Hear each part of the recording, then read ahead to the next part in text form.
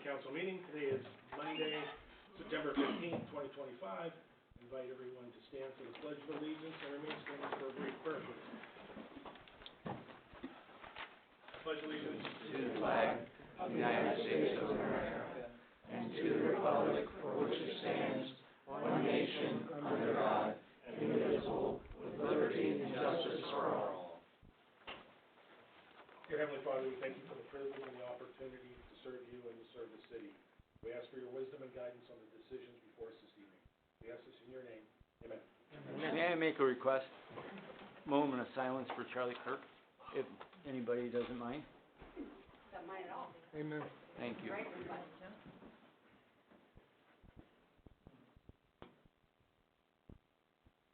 Thank you. Thank you. Thank you. Thank you.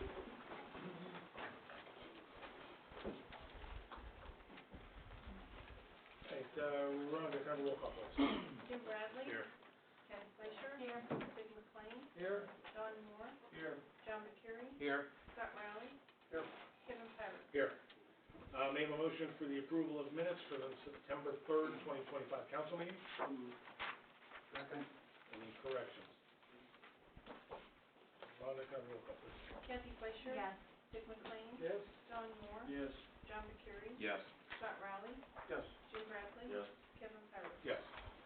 May I have a motion for the approval of the schedule of bills to be paid totaling $108,775.92. So moved. Second. Any questions? Rhonda, can I have a roll call? Dick McLean. Yes. Don Moore. Yes. John McCurry. Yes. Scott Riley. Yes. Jim Bradley. Yes. Kathy Fleischer. Yes. Kevin Pyrus. Yes. May I have a motion for the approval of bank reconciliation ending August 31st, 2025? So moved. Any questions? Rhonda, can I have a roll call? Don Moore. Yes. John McCurry. Yes. Scott Riley. Yes. Jim Bradley. Yes. Kathy Fleischer. Yes. Dick McLean. Yes. Kevin Pyrus. Yes. Okay, we have a few items of old business tonight. First up is ordinance O-42-25. An ordinance authorizing the payment of fees to and an agreement with the Trumbull County Commissioners for the legal defense of indigents. This is the third and final reading submitted by the mayor. We have a motion. Move. Second. Any questions? Rhonda, can I have a roll call, please? John McCurry. Yes. Scott Riley. Yes. Jim Bradley. Yes. Kathy Fleischer. Yes. Dick McLean. Yes. Don Moore. Yes. Kevin Pyrus. Yes. Okay, next is ordinance O-46-25, an ordinance amending impart ordinance O-11-24, also known as section 351.17, in the City of Portland's codified ordinances regarding the location and designation of no parking areas within the City of Portland, Ohio, and authorizing the service director to enact temporary parking restrictions. This is the second reading submitted by Councilman Procuri and Police Chief Morris. May I have a motion, please? So moved. Second. Is Kevin had to leave, I believe. He said he had to leave, too. Yeah, I didn't know he. Kevin, if I could, I've spoken to the residents in the area. I know we were given a letter here from Kevin Perry regarding the parking, and the majority of the issue is really on the west side of the road, on the inside of the curb. Typically, when we limit parking, we do it on both sides of the road for the entire length. I think in talking with some of the folks that live in that vicinity, I will tell you that I live back there, the parking has gotten much better. Their vehicles are not there on a regular basis like they were before, but that inside curb is still a sight distance issue. So I'd like to, and I talked with the police chief about this, and he concurs, that we maybe do an incremental attack on this, the parking issue, instead of doing it on both sides of the road, that we just focus on the west side of the road. So I'd like to make a motion to amend this ordinance, section 2, letter H, to read, no person shall stand or park a vehicle on the west side of Heritage Lane from East Main Street to Emerson Circle. Second. And there will still be a third reading, so if residents are concerned about it being on both sides, they'll still have an opportunity to talk to the next one. Have you talked into Mr. Perry? Yes. Okay. He was one of the residents that I had talked to that was satisfied with it being only on the west Okay. side. And he concurred that the west side is definitely a problem. Thank you, John. May I have Just do a roll call on John's motion first to amend the, may I have a, Rhonda, may I have a roll call on the motion to amend section 2H to read parking vehicle on the west side of Heritage Lane? Scott Rowley, Yes. Jim Bradley. Yes. Kathy Fleischer. Yes. Dick McLean, yes? John Moore, Yes. John Burkiri. Yes. Kevin Pyros. Yes. And now may I have a roll call on the amended ordinance? Scott Rowley, Yes. Jim Bradley. Yes. Kathy Fleischer. Yes. Dick McLean, Yes. John Moore, Yes. John Burkiri. Yes. Kevin Pyros. Yes. Thank you, John. Okay, next is ordinance O-47-25, an ordinance to extend project funding for a second change order for the West Main Street water line replacement project with TK Excavating. This is an emergency submitted by the interim service director. May I have a motion, please?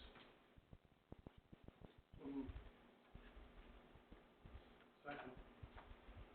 May I have a motion on the emergency, please? So moved.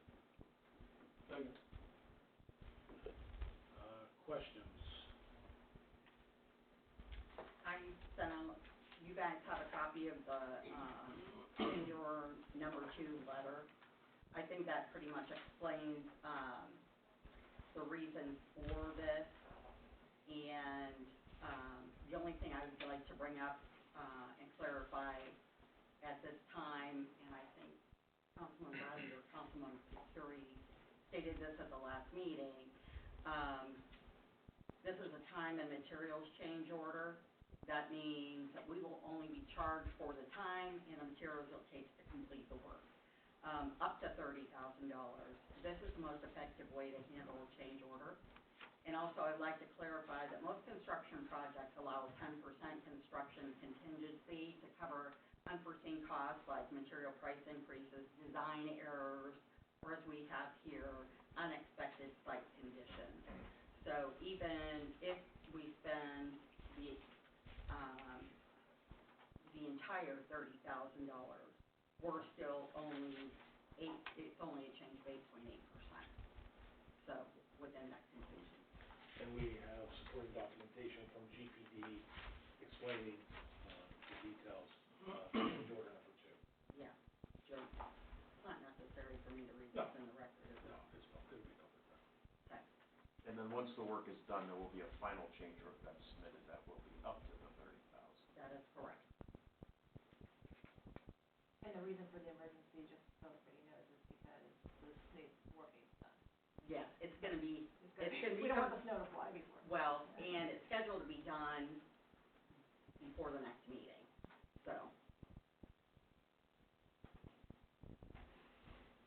Any other questions? Okay, Rhonda, can I have a roll call on the emergency, please? Kathy Fleischer. Yes. Dick McLean, Yes. John Moore. Yes. John Burkiri. Yes. Scott Rowley, Yes. Jim Bradley. Yes. Kevin Pyros. Yes. Okay, may I have a roll call on the ordinance, please? Jim Bradley. Yes. Kathy Fleischer. Yes. Dick McLean. Yes. John Moore. Yes. John Burkiri. Yes. Scott Rowley, Yes. Kevin Pyros. Yes. Okay, that concludes our old business. We're gonna move on to new business. First up is Resolution R-39-25, a resolution authorizing Cortland's participation in the National Opioid Settlement Agreements. This is submitted by the mayor. May I have a motion, please? So moved. Second. Questions, comments? Take advantage of any financial gain. Yeah, there's 2 settlements right now that this is authorizing us to proceed, getting involved with national, so. We don't know the actual breakout of money yet, but this will allow us to get into the settlement and be part of it. It's almost like a class action then? It's exactly a class action. Yes. Right. There have been other individual settlements that we have received. Right, but these are two class action ones. We require your approval because I need to sign off on them. Thank you, Bill. Rhonda, can I have a roll call, please? Dick McLean, Yes. Don Moore, Yes. John Burkey, Yes. Scott Riley, Yes. Jim Bradley, Yes. Kathy Fleischer, Yes. Kevin Pyros. Yes. Probably should have got a bottle of water. So. Next, ordinance O-48-25. An ordinance authorizing salary and benefits and establishing the terms of employment for the finance director of the city of Cortland. This is an emergency submitted by the mayor. May I have a motion, please? Second. May I have a motion on the emergency, please? Second. The reason for the emergency is so that we can, Put these in place before another contract year starts. because if we wait, we then will have retro over 2 periods, and that, Will be nightmarish for the finance director. and we want to make our employees whole. So that same emergency justification, you're gonna, I'll just ditto for the next few ordinances. Any questions? All right, Rhonda, can I have a roll call on the emergency, please? John Burkey, No. Scott Riley, Yes. Jim Bradley, Yes. Kathy Fleischer, Yes. Dick McLean, Yes. Don Moore, Yes. Kevin Pyros. Yes. May I have a motion on, or may I have a roll call on the ordinance, please? Don Moore, Yes. John Burkey, Yes. Scott Riley, Yes. Jim Bradley, Yes. Kathy Fleischer, Yes. Dick McLean, Yes. Kevin Pyros. Yes. Next is ordinance O-49-25, an ordinance authorizing salary and benefits and establishing the terms of employment for the chief of police of the city of Cortland. This is an emergency submitted by the mayor. May I have a motion, please? So moved. Second. May I have a motion on the emergency, please? So moved. Second. Ditto. You folks have waited long enough. Rhonda, can I have a roll call on the emergency, please? Jim Bradley, Yes. Kathy Fleischer, Yes. Dick McLean, Yes. Don Moore, Yes. John Burkey, No. Scott Riley, Yes. Kevin Pyros. Yes. And now a roll call on the ordinance, please. Scott Riley, Yes. Jim Bradley, Yes. Kathy Fleischer, Yes. Dick McLean, Yes. Don Moore, Yes. John Burkey, Yes. Kevin Pyros. Yes. Next is ordinance O-50-25, an ordinance authorizing salary and benefits and establishing the terms of employment for the fire chief of the city of Cortland. This is an emergency submitted by the mayor. May I have a motion, please? So moved. Second. May I have a motion on the emergency, please? So moved. Second. Ditto. Any questions? Rhonda, can I have a roll call on the emergency, please? Dick McLean, Yes. Don Moore, Yes. John Burkey, No. Scott Riley, Yes. Jim Bradley, Yes. Kathy Fleischer, Yes. Kevin Pyros. Yes. And now a roll call on the ordinance, please. Kathy Fleischer, Yes. Dick McLean, Yes. Don Moore, Yes. John Burkey, Yes. Scott Riley, Yes. Jim Bradley, Yes. Kevin Pyros. Yes. Next is ordinance O-51-25, an ordinance authorizing wages and benefits and establishing the terms of employment for the assistant finance director of the city of Cortland. This is an emergency submitted by the mayor. May I have a motion, please? So, second. May I have a motion on the emergency, please? So moved. Second. Any questions? Rhonda, can I have a roll call on the emergency, please? John Burkey, No. Scott Riley, Yes. Jim Bradley, Yes. Kathy Fleischer, Yes. Dick McLean, Yes. Don Moore, Yes. Kevin Pyros. Yes. And now a roll call on the ordinance, please. Don Moore, Yes. John Burkey, Yes. Scott Riley, Yes. Jim Bradley, Yes. Kathy Fleischer, Yes. Dick McLean, Yes. Kevin Pyros. Yes. Next is ordinance O-52-25, an ordinance authorizing wages and benefits and establishing the terms of employment for the administrative assistant of the city of Cortland. This is an emergency submitted by the mayor. May I have a motion, please? So moved. Second. May I have a motion on the emergency, please? So moved. Second. Yeah. Any questions?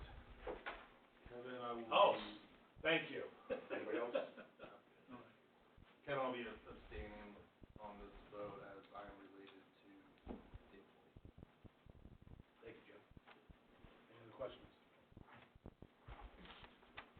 Rhonda, can I have a roll call on the emergency, please? Jim Bradley, Abstain.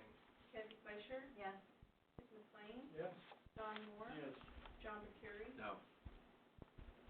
Scott Rowley, Yes. Kevin Pyros. Yes. And now a roll call on the ordinance, please. Scott Rowley, Yes. Jim Bradley, Abstain. Kathy Fleischer, Yes. Dick McLean, Yes. Don Moore, Yes. John Burkiri, Yes. Kevin Pyros. Yes.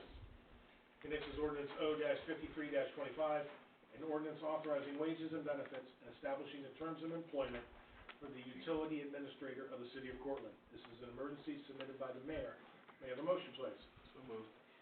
May I have a motion on the emergency, please? So moved. Second. Yeah.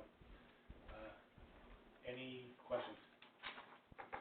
Rhonda, can I have a roll call on the emergency, please? Dick McLean, Yes. Don Moore, Yes. John Burkiri, No. Scott Rowley, Yes. Jim Bradley, Kathy Fleischer, Yes. Kevin Pyros. Yes. And now a roll call on the ordinance, please. Kathy Fleischer, Yes. Dick McLean, Yes. Don Moore, Yes. John Burkiri, Yes. Scott Rowley, Yes. Jim Bradley, Kevin Pyros. Yes.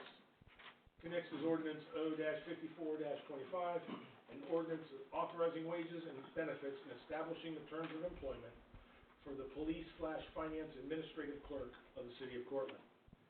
This is emergency submitted by the mayor. May I have a motion, please? So moved. Second. May I have a motion on the emergency, please? So moved. Ditto. And other questions? Okay, Rhonda, can I have a roll call on the emergency, please? John Burkiri, This is on emergency? No. Scott Rowley, Yes. Jim Bradley, Yes. Kathy Fleischer, Yes. Dick McLean, Yes. Don Moore, Yes. Kevin Pyros. Yes. And now roll call on the ordinance, please. Don Moore, Yes. John Burkiri, Yes. Scott Rowley, Yes. Jim Bradley, Yes. Kathy Fleischer, Yes. Dick McLean, Yes. Kevin Pyros. Yes. Ordinance O-55-25, an ordinance authorizing wages and benefits and establishing the terms of employment for the clerk of council of the city of Cortland. This is an emergency submitted by the president of council. May I have a motion, please? So moved. Second. May I have a motion on the emergency, please? So moved. Second. Ditto. Any questions? Rhonda, can I have a roll call on the emergency, please? Jim Bradley, Yes. Kathy Fleischer, Yes. Dick McLean, Yes. Don Moore, Yes. John Burkiri, No. Kevin Pyros, Yes. Scott Rowley. Yes. And a roll call on the ordinance, please? Scott Rowley, Yes. Jim Bradley, Yes. Kathy Fleischer, Yes. Dick McLean, Yes. Don Moore, Yes. John Burkiri, Yes. Kevin Pyros. Yes. Next is ordinance O-56-25, an ordinance amending the annual appropriation ordinance O-11-25 for the city of Cortland, county of Trumbull, state of Ohio, for fiscal year ending on the 31st day of December 2025. This is an emergency submitted by the finance director. May I have a motion, please? So moved. Second. May I have a motion on the emergency, please? So moved. Second. This is for the reimbursement funds we're receiving from the Department of Development on the West Main project, West Main Street project. And the reason for an emergency, it has to be done. It's Legally, it something has that to be needs- done. Legally, it's something that has to be done, yeah. Any questions? Rhonda, can I have a roll call on the emergency, please? Dick McLean, Yes. Don Moore, Yes. John Burkiri, Yes. Scott Rowley, Yes. Jim Bradley, Yes. Kathy Fleischer, Yes. Kevin Pyros. Yes. And now a roll call on the ordinance, please. Kathy Fleischer, Yes. Dick McLean, Yes. Don Moore, Yes. John Burkiri, Yes. Scott Rowley, Yes. Jim Bradley, Yes. Kevin Pyros. Yes. Okay, next is ordinance O-57-25, an ordinance changing the zoning classification for the replat of lot 108-A and 110-A of Walnut Run Estates, Phase 3, from S1 Service District to R12 Residential District. This is the first reading submitted by the Planning, Zoning, and Building Commission. May I have a motion, please? So moved. Second. Okay, I'm going to go on record by saying that we had a meeting, a zoning board hearing at 6:50 before council meeting. We had one representative, which was the attorney representing the requester. We had no one here to speak against it. It was passed unanimously August 11th by our Planning, Zoning, and Building Commission. And that is the history behind this particular ordinance. Are there any questions? And just for the record, notices were sent to the Yes. adjoining property. Notices were sent to listed properties as noted. Rhonda, can I have a roll call on the ordinance, please? Don Moore, Yes. John Vancurie, Yes. Scott Riley, Yes. Jim Bradley, Yes. Kathy Fleischer, Yes. Tiffany Klein, Yes. Kevin Pirate. Yes. Okay, that concludes our new business. I want to thank everyone for their support in making our employees whole. It took a while, but bottom line is, we got you, and we will. Thank you for the extra work involved doing all that, so. You're welcome, but I also want to thank Terry. Yeah, It's a Terry. joint effort. Terry does quite a bit for the restaurant. Gary? Kevin, if I may, Jerry Bass, if John Vicari feels comfortable, I'm just curious as to why he voted no on the emergency. For the record. So yeah, I'll share. If not, that's fine. No, that's fine, I'll share. I just feel like this has been going on for quite a while, and so it was hard for me to justify that it was, I do think, for the record, that employees need to get, up to speed, with the contracts, but it was hard for me to justify making it an emergency when it has, been such a long time since I was brought to the table.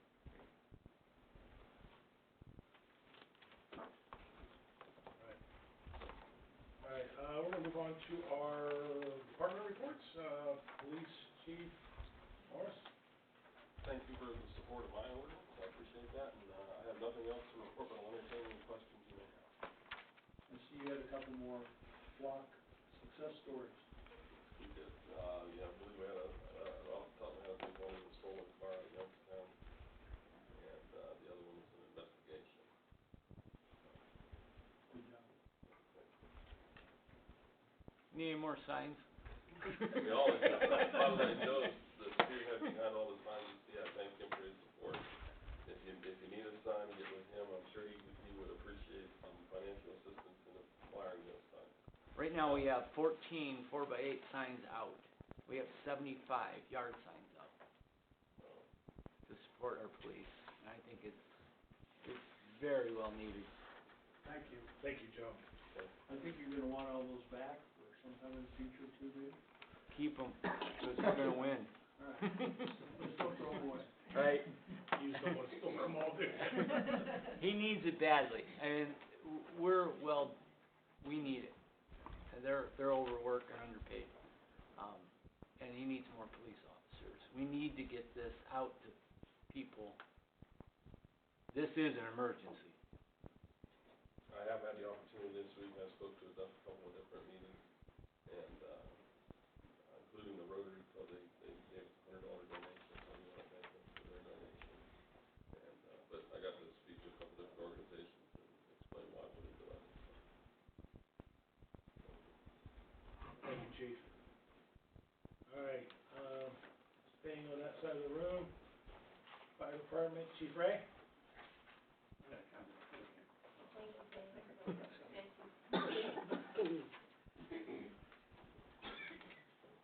Again, let me echo what the police chief said, thank you for passing our contracts. Other than that, just a reminder, and I'll remind you at the next meeting, October, 5th through the 11th is Fire Safety Week. So, I'd like to say October's Fire Safety Month too, why not? Take the whole month. Please check smoke detectors, change your batteries once a year, change your smoke detector at least every 10 years, if not a little sooner. Carbon monoxide detectors, same thing, check the batteries, and change them every 10 years at least, if not a little sooner. And a reminder about open burning is dry, it's going to stay dry for a very long time, so I highly discourage any. Not supposed to be doing any open burning. We do have some rules for small fires in Cortland, some allowance. Be very careful with what you're doing, because, a little bit of wind, you can create a whole lot of problems. So, generally not a good idea right now to be doing that. But, I'm happy to answer any questions. Chief, you wanna, Yes. sorry, No, no. you wanna mention, for those who may be in need of a fire, smoke detector? Yeah, as, I was stealing it. that's okay, as we said, at the last meeting, just call down to the fire station, 637-2891, and we'll get some smoke detectors out to you and give you a hand putting them up. In fact, we have one scheduled for tomorrow. So, Any other questions for the fire department? Thank you, Chief. oh, you're welcome, thank you. Mayor, do you have anything to report on behalf of the service department this evening? No. Patty, finance department. I also want to thank you guys for the passage of all the contracts, it's much appreciated. Other than that, I have nothing, we'll be happy to answer any questions. Any questions? Thank you. All right, mayor's report. I guess I could put this under the service department. First of all, let me thank, I'd also like to thank council for approving the department head administrative contract. Okay, the railroad bore for West Main Street that we've been talking about, is scheduled to begin on Monday, a week from today, 9/22. This will require full width closure of West Main Street at the intersection of the railroad, okay? They are looking at maybe doing some preliminary excavation for the bore pits at the end of this week, but it is not set in stone. I wanna be clear, both side streets, South Mecca and Erie, will remain open during the work. Okay, so it's just the part in between those two side streets that will be closed, okay? And that's all I have.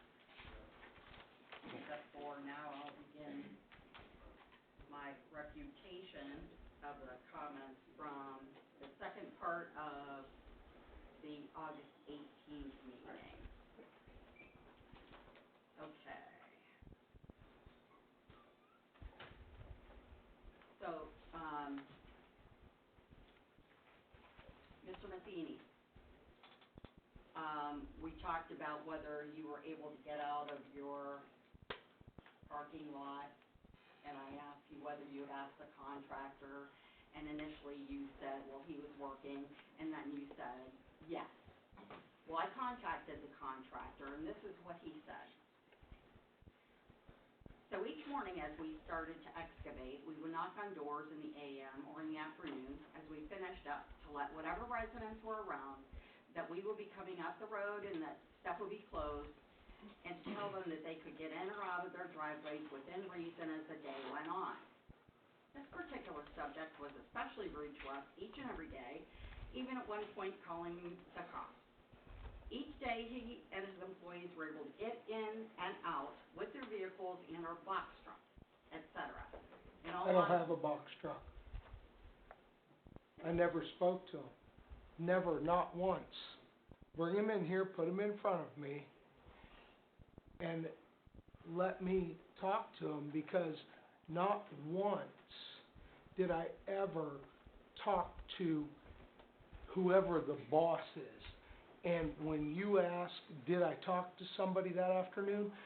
We went as a group, and I'll get to the police, and Chief Morris can verify this. That day, there were 20, 30 some employees working on that road. I asked one of them, how am I gonna get out? How are my employees gonna get out? I don't know. So, to sit here and tell me that I personally spoke to this man, not once did I ever, not once speak to any of them in the morning. My guys are in there at 7 a.m., we're gone by 7:45. We're out the door by 7:45. There's nobody even in my building where I have my part. So I'm here to tell you, whoever you talk to is a bold-faced liar. with that said, I did call the police one day. After all the work was done, one of my employees' trucks was parked. And he was right on the edge of my parking lot, which butts up against where we're gonna do the big to-do, and all of their equipment was over there. Somebody, in loading up their equipment after they were done, put a huge dent and scrape in the side of my employee's truck. So we called the police, and we met 2 officers down at the roller rink to show them the damage. There was a report made. That's all we could do. The police department actually asked where the old bank is, were there any cameras that would show us, you know, which or who or what hit the vehicle. There's no cameras there. So we can't prove anything, but it had to be them because his truck was parked right there. There's a swath of grass about that wide, and they were loading things up. So I never called the police on them doing work. It was after the fact. They were done and gone, and we had damage to one of our employees' trucks. So that's where I called the police, and never spoke to anybody in the mornings and was never rude to anybody.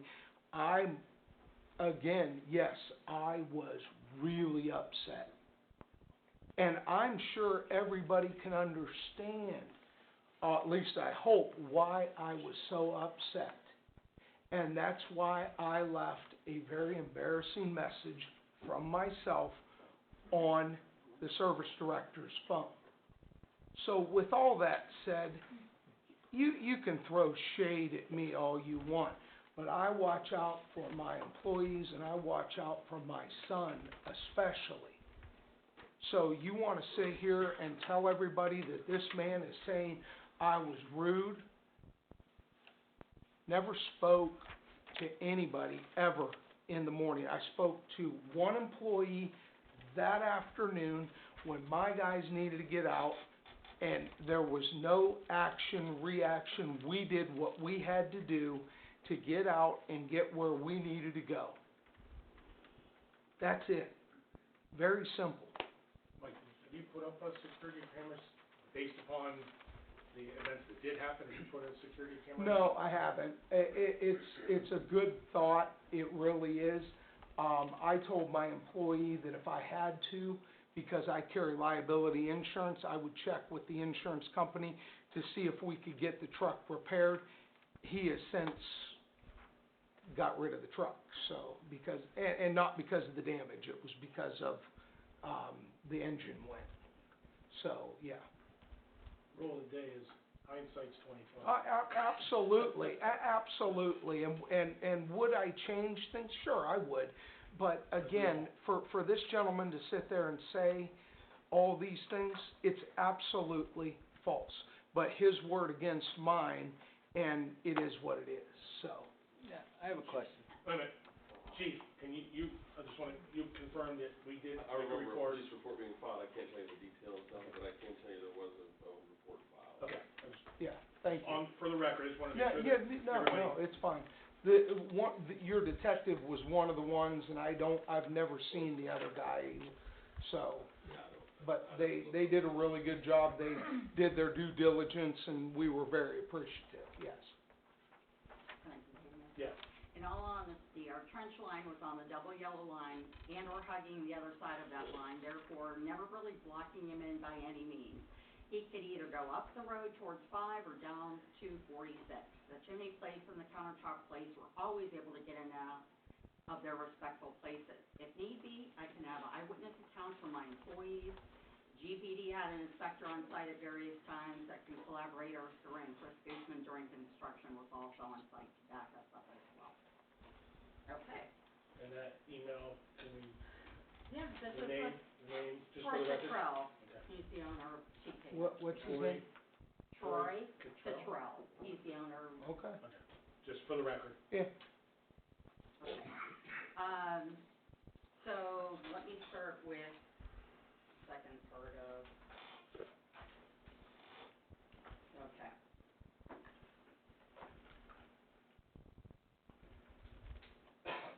Okay. Mr. Bass asserted that nobody knew there was a we're talking about the Cortland Elementary School.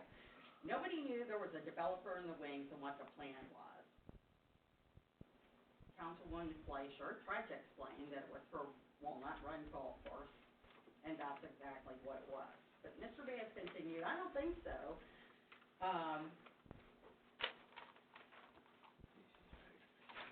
And then, continued to assert inside dealing. Okay. Then, the next time he went on to say, you cannot reclassify an employee as an independent contractor to avoid payroll taxes. Patty pays payroll taxes. Patty, did I conspire with you to make Jeffrey an independent contractor to avoid paying payroll taxes? No, of course not. In Ohio, employees being subject to an employer's direct control, while independent contractor, is free from direction or control over the service being performed. Jeffrey did not need control over the services he was performing. He had been an employee, an intern, an employee, and then he became a consultant. Okay.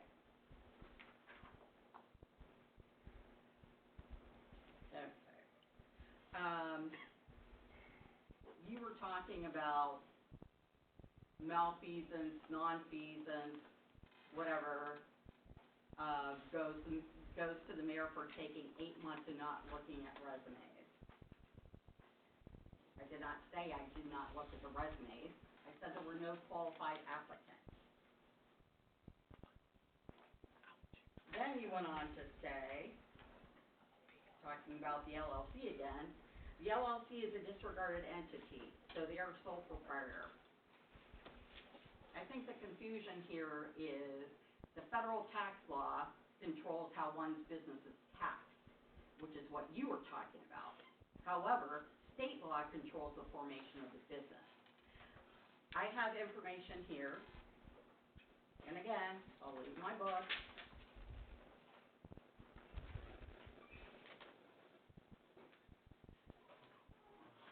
What number is this? Number 6. Okay. Here's information here from the Ohio Department of Taxation about business structure and do we have it here? Oh yeah, the IRS fact sheet. You guys are welcome to look at this, and I'm not going to charge you $150 an hour like Mr. Bass offered. Okay. Number 7.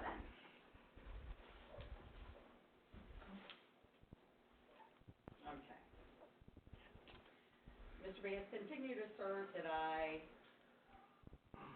conspired with the law director to twist provision of our purchasing ordinance in such a way as to justify continuing Mr. Radican's services with the city using a purchase order. We talked about that before.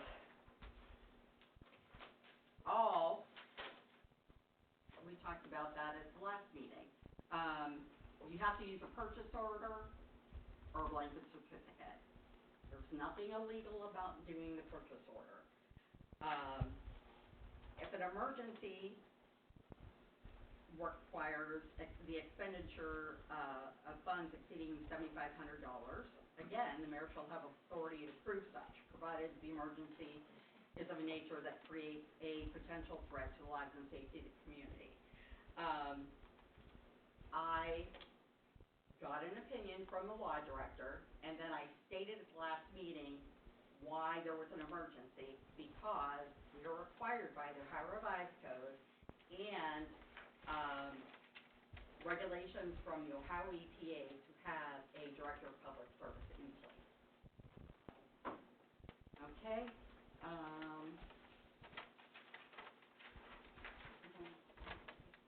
Okay, again, we'll go back to accusations of self-dealing regarding the old Cortland Elementary School. My guess is that Matt Radican and the mayor knew all along there was a developer interested in the property.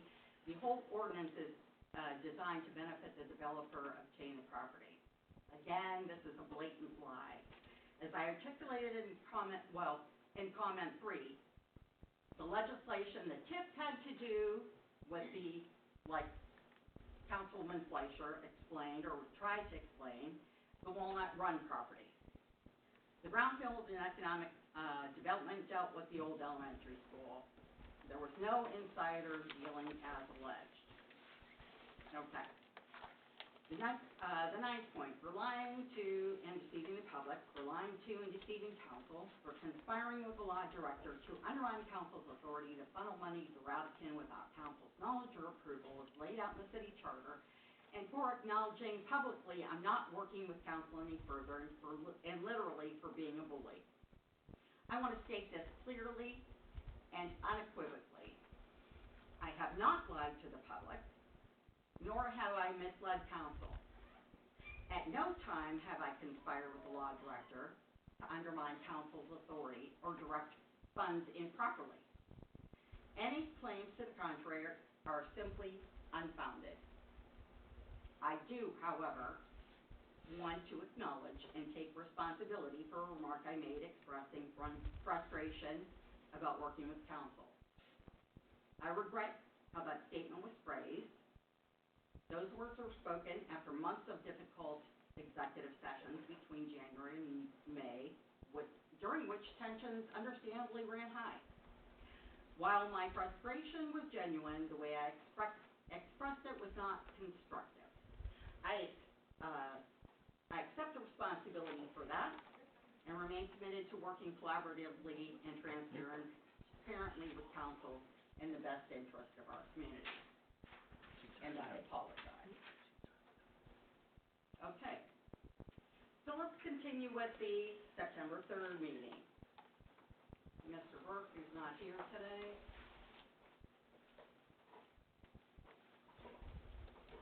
said she blatantly told me to pump the raw sewage into Walnut Creek, thousands and thousands of gallons. Then a few minutes later he said, I told you what your options were and you told me to do what you have to do. So which is it? They're very different assertions. In fact, the second comment, do what you have to do, is what I said. I did not blatantly tell you or him to pump raw sewage into Walnut Creek, thousands and thousands of gallons.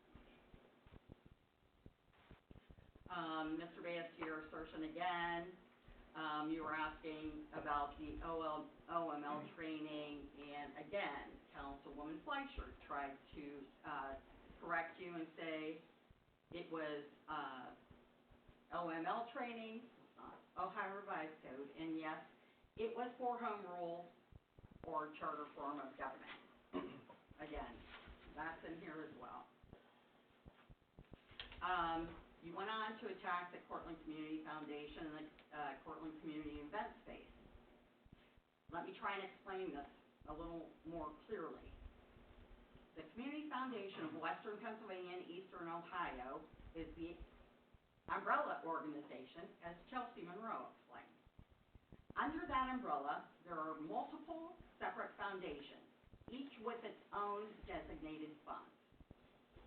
The Cortland Community Foundation is one of those, with its own distinct bucket of money. While all are administered under the same umbrella, the Cortland Community Foundation's funds are kept separate from others. When the larger community foundation received the money, Finance Director Gibson was in communication with them, so I'm certain everything is being handled correctly, and I know you've spoken with them more than one time. There is an MOU between the city and the foundation. As Councilwoman Fleischer stated, the engineering was to be covered by the city with the foundation paying for the construction. And this is how it works. When the construction is complete, the foundation will turn the project over to the city for acceptance of the improvement. Your insinuation about tax filings and the defunct foundation are baseless, as the council members try to tell you.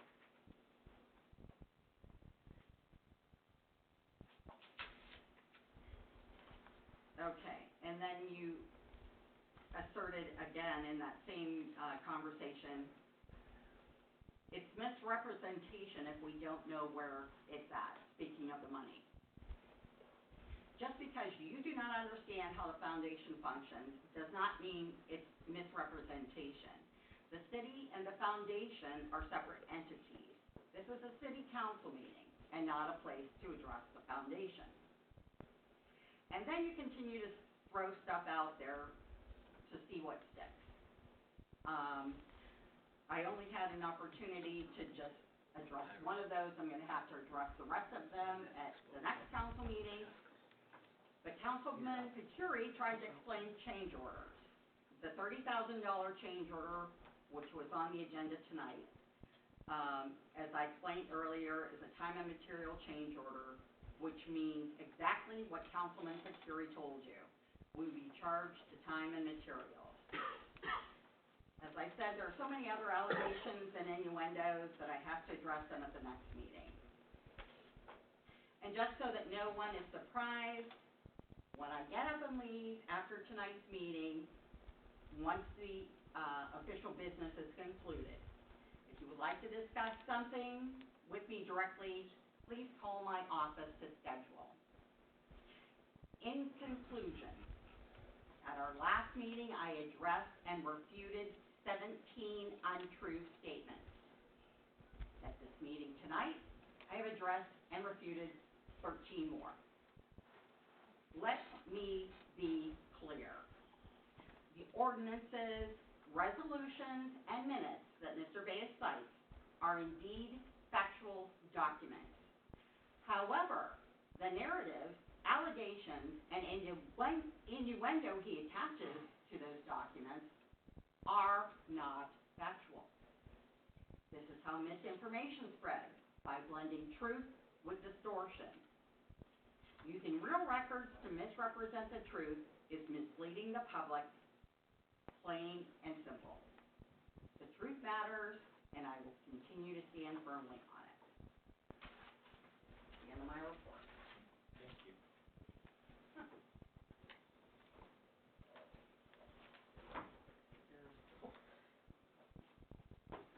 I'm going to return that to my desk after the meeting. Mayor? Are there any council committee reports this evening?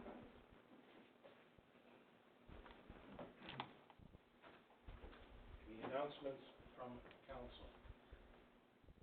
My only announcement, it's not really, more it's just a statement. You know, these last few meetings have been, unique, a lot of information, a lot of people on the street. Since I said the first one, it's great to see so many residents come to these, because for so long, nobody did. But I do wanna ask if we can just continue to try, one, it's hard, because it almost feels like we're litigating in open meetings, which I don't know if that's always the point of this meeting, or it shouldn't be. And I'm just gonna ask that if we can keep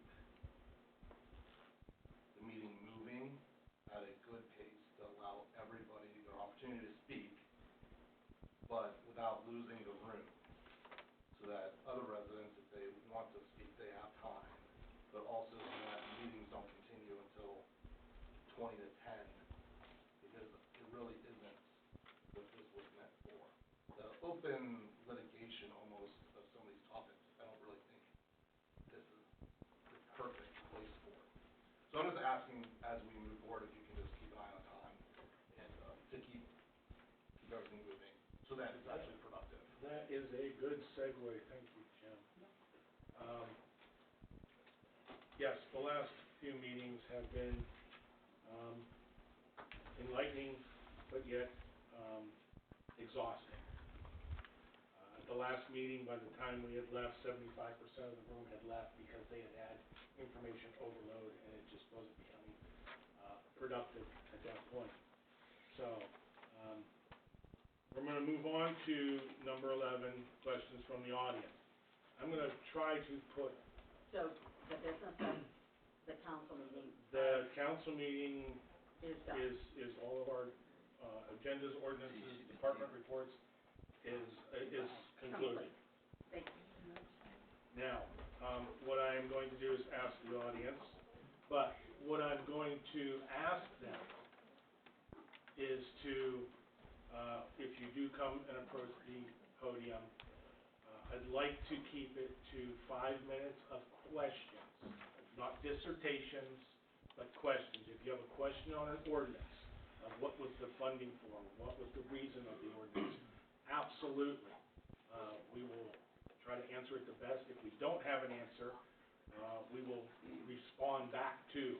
And that's one of the reasons why we ask people to come to the podium, speak your name and your address, so that if there is a follow-up information that we need to forward to you, we can reply to you.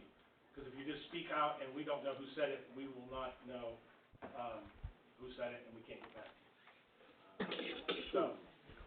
And again, we're going to try to keep it to questions of council instead of 20. One simple question. Rita, I know who you are, but. I know, but it's actually, it's worse than we stand. Okay. Rita Dodge, 242. I'm not going to yell at you for raising your voice since I've asked you to sit. Rita Dodge, 242 Fowler Street. Do we have a service director right now? No, not that I'm aware of, no. I have a question. Yes. I feel like after much discussion that's been going on about the Director of Public Service, and since we were tasked with rewriting that job description, and someone else came and helped us with their own intentions for that position, I would like to request that council rewrite that job description for the correct person. I mean, I don't know if she's planning, if she has somebody, I found on the newspaper something about she had, and you had told me that, she offered the job to somebody, but I haven't heard anything in the last few weeks about that, so, do we know anything about that? I don't know anything about that. If our mayor had stayed, we could have asked her that question.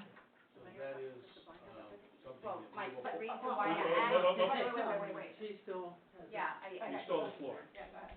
The reason why I asked that question is she stated about that purchase order was that purchase order was legal to do because it was an emergency, because the town has to have a service director. And that is a very good question of, Yes. if we don't have one. Why was it a purchase order made, and it was made because it We was. needed somebody. Yeah, because it was considered an emergency under the fact that it is by law, we have to have a service director. Well, we don't have one. And I think many of us on council have that same question.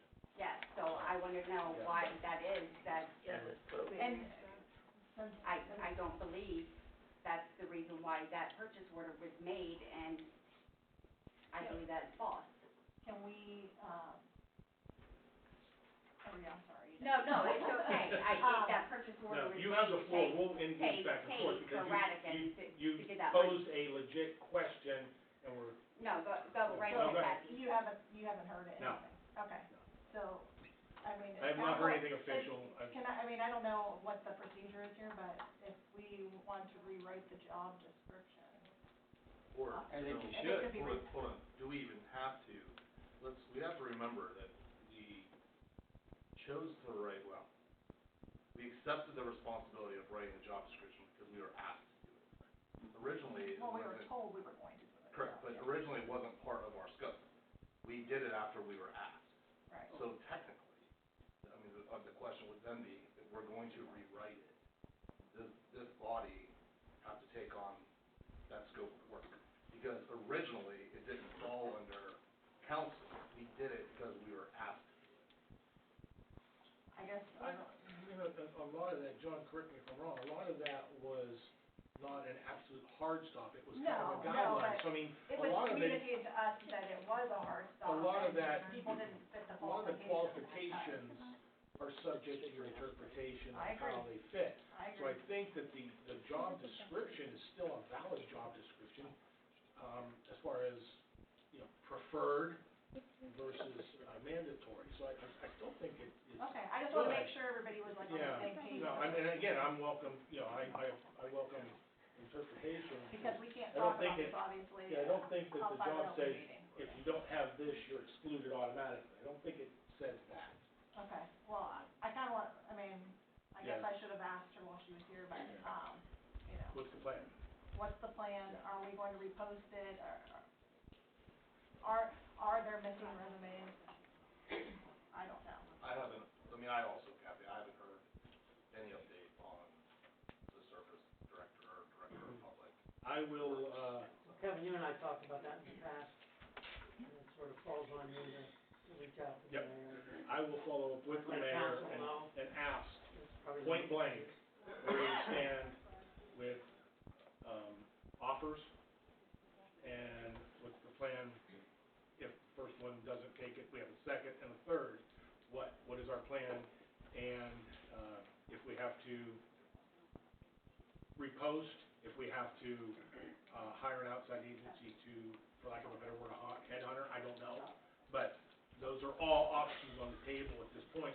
First of all, we gotta figure out what happened to the first offer, what's the status, Right, I and mean, then time is we did have three, Sharita's point, time is of the essence Yeah. here, we need a service director. and especially we're getting into the fall and winter, we need someone to drive that department. So So, I had some questions that I was gonna bring up during, well, probably during this section, in regards to that, just our normal questions I would normally ask at this time of year, such as, adequate salt supply, have the trucks been worked over, to switch over from summer to winter, all the things that we normally follow up on this time of year, so I still have those questions. I will, if you would forward this to me, I can work with the service, the superintendent to get those, because that would ultimately be his, under his guideline as preparing for winter. I'll check with Chris on that. So. All right.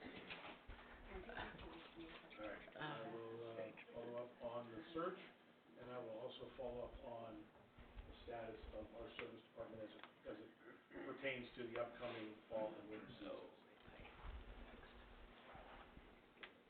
Rita, you still have the floor. Is there anything else? No, that was No other questions? that was my question, because Okay. she brought that up, and I think that was an escape for her, Okay. because that did not make sense to me. Thank you. You're welcome, thank you. Joe? Yes, sir. Back 3 months ago, I stood up here and asked every one of you guys why you said no with the service director. And you guys felt he wasn't qualified to be a service director. And now here we sit, 3 months now. This service director's caused a lot of problems throughout this whole community, because he's got an attitude, blah, blah, blah, it doesn't matter. And now we sit here without a service director, after all that, after you guys said no, and we have how many applications out there? 15, and we can't find a service director. Well, we do have 3 candidates that were ranked as choices Right. to, But this pursue. is why we're in this predicament we're in, because of the service director. Well, Joe, I mean, everyone in this room has made decisions in their lives, whether it's professional or personal, and then down the road find more information, becomes more educated, and then, what they say, hindsight's 20/20. If we knew then what we know now, would we have made different decisions? And I think everyone here on council will attest to that, more information, things, we may have made different decisions earlier based upon the information that, Right. has been relayed to us. But when this guy gets out there and he talks to the public and he talks like, he downgrades them, this, that, whatever. What I've been hearing is, this guy is not a service. Well, he's whatever. gone. He's gone. So, But. Joe, I'm gonna this is ask you to come back into questions, because if not, it goes on and on. No, So- I mean, that's, and I think council members should have that option to get a city director immediately and quit wasting time. That's my opinion, No, but. you are correct, we need a service director, or director of public service, whatever the title we call it is. we need that person on board soon in order for them to get familiar and This is what put us in this acclimated predicament. for the city. So, yeah, we agree, and yes, Thank you. You guys just check it out.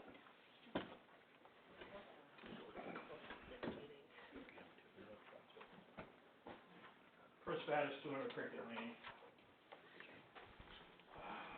I grew up on the west side of the lake, forgive me.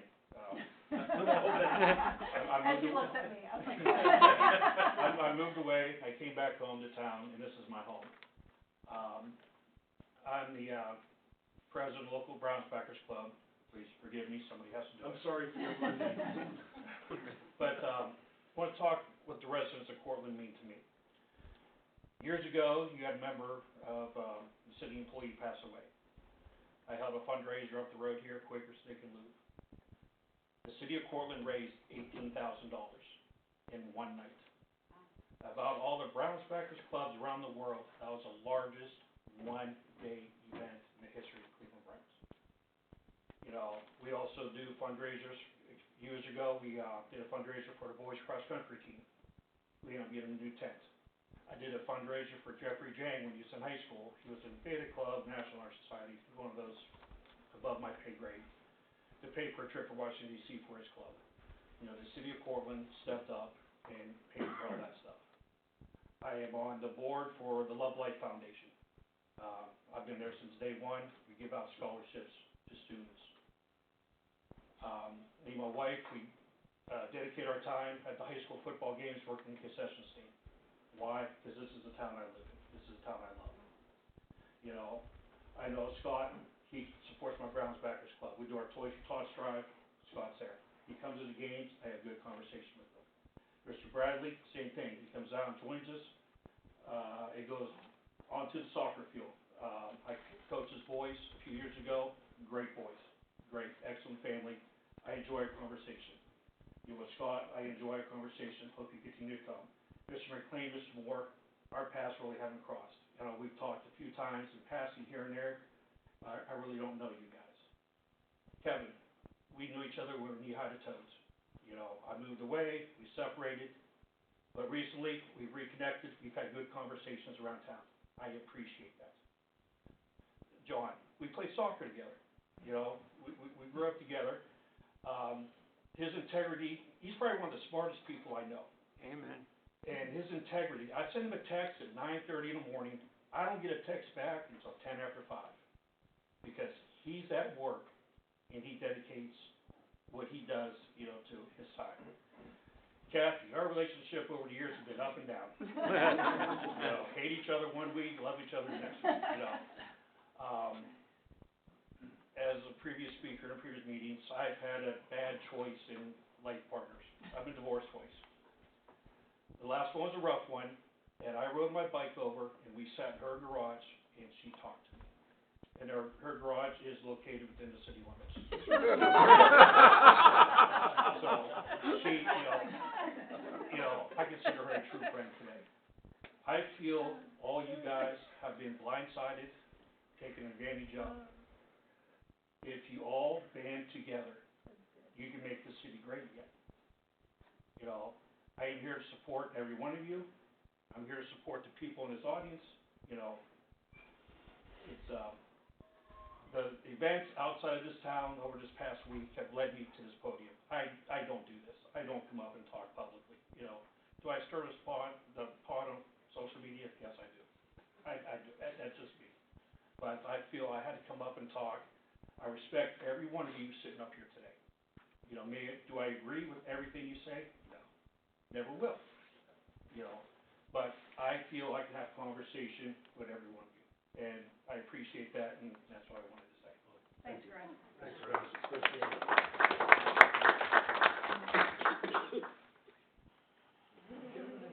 Hey, the only one I wanted to ask a question to left, so I'm good.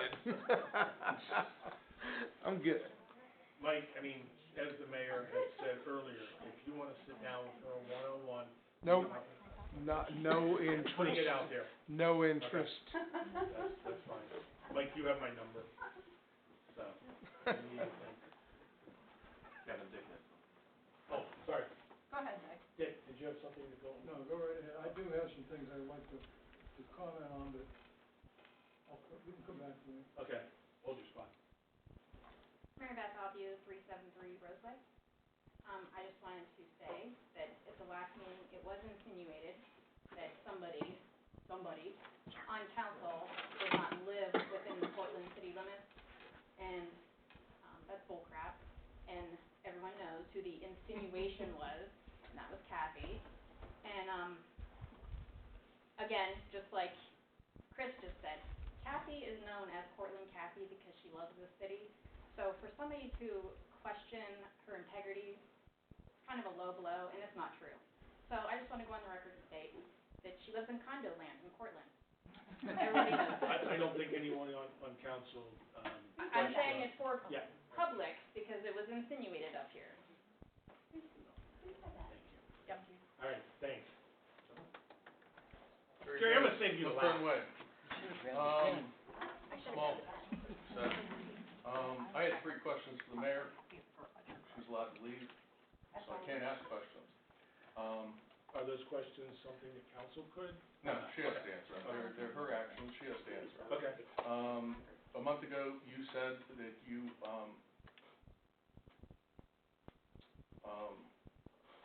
were supportive of the public being able to speak their mind. Council meeting, I view as the public's meeting, not your meeting. This is our chance to address everything publicly, have it be recorded by the council clerk, and have it be legitimate. You know, the fact that a couple meetings go on long, you know, I get it, but you're in the seat, okay? You represent us. I would imagine that there's some people who do wanna hear what's going on. I've always been a person to conduct business in council meetings, not behind closed doors. In fact, when I was first elected, Mr. Chubb, one of his initial comments was, our meetings were 20 minutes, you come, now they're 2 hours. That's the way it's supposed to be. If you don't like it, leave. But we're here to put things on the record.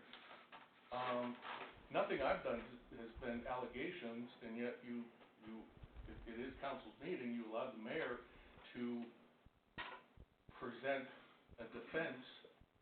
And I will, to what? if you have a counter to something Okay, I I'm said, not, no. absolutely. So you let the mayor sit and take her time to enter a defense to what was alleged, so now it becomes, he said, she said, well, let's take it to court. Well, more than happy. But then she's allowed to leave. So you took our time and let her spew her word salad and then leave. So with that, you know, a month ago you were in favor of the public being able to speak. Now tonight, which I figured it was coming, you want to limit us to questions in 5 minutes. If that's what you want to do, I mean, I have 3 questions. I can't ask my questions because the person isn't here, again, okay? She avoids being questioned. I think that says a lot for a mayor. Jerry, you can put the question Okay. to the public. But she has 2 weeks to answer. No, Yeah. no, because it's not fair to, yeah, I have Let's questions, think and about it. questions that are current. And I wanna hear these questions.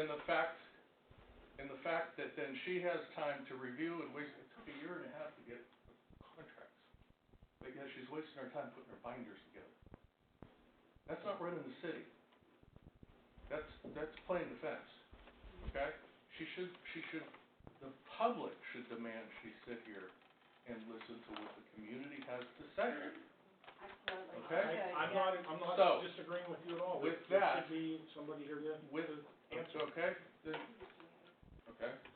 So with that, I had 2 issues. Well, I'll tell everybody, I sent you guys an email last week. Figured, okay, wasted, you know, took a bunch of time. I'll send my issues to you in an email, and if you wanna talk about it, you can reach out and call me, okay?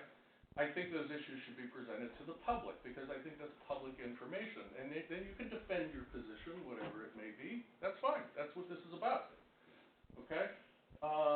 But I afforded you that opportunity, take a look at this again, tried to do it a different way, not to waste time, okay? Tonight I have 2 new issues that I wanted to present to you, because it's of benefit of council and council members, okay, with past actions. It is documented, they're not questions for you, doesn't follow the guidelines.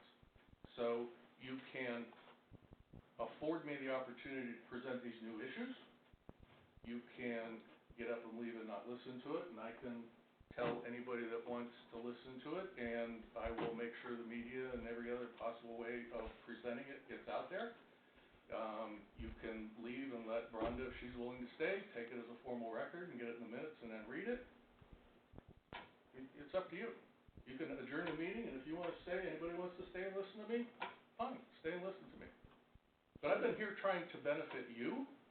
And you have. There's nothing I've done that has attacked the mayor. She doesn't like what I presented, but and you guys don't like what I presented because a lot of it involved you and how you were I'm fine. swindled, Jerry, and how you were swindled, but, I mean, let's, there's Okay. more, Bring up- so if you're let's willing go. to listen to me, I I'm would gonna like to. listen to you. You will? I will listen to you. Okay, everybody else will listen to me. Yeah. Absolutely. All right, thank you.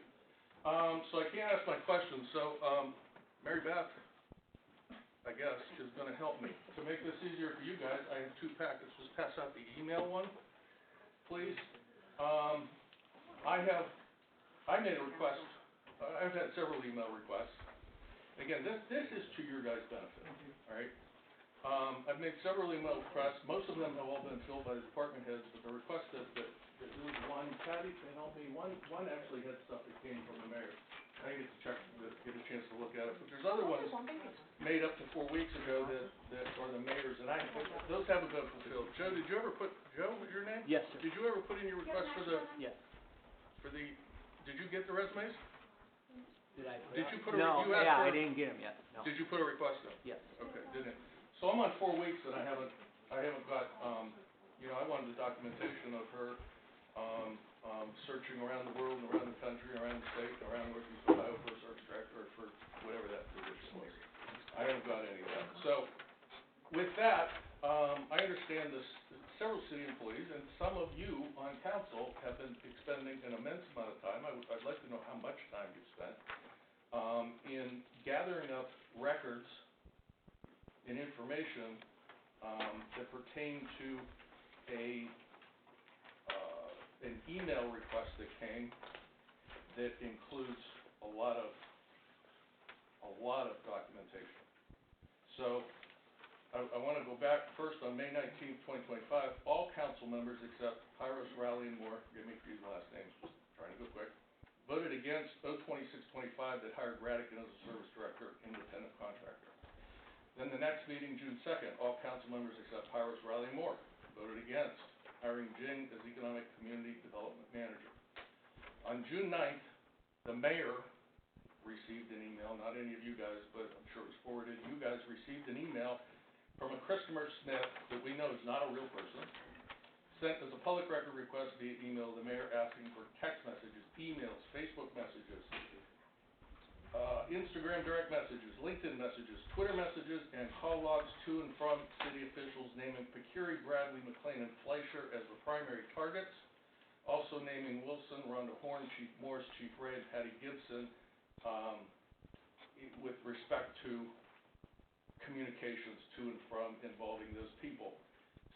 Christopher Smith, is also requesting an extensive amount of additional documentation as thoroughly spelled out in the email. I'm giving you guys the email, it's front and back, so that you can see all that ridiculous information that somebody named Christopher Smith is trying to obtain. Can anybody tell me how much time, Patty, how much time have you guys wasted on trying to gather this? Rhonda, give me a number, hello. Well, I'm over my part-time hours. I would probably say 40 hours. I couldn't even tell you, I don't know. Over. I mean, I had to go through every Oh my email God, in that time period. To be honest, I just finished it. I mean, Would you guess 40 hours, I more would than 40 probably hours? say, yeah, I've worked Anybody else in evenings. the city have to deal with this? How much time did you have? Several hours, I don't know. Council members that I named?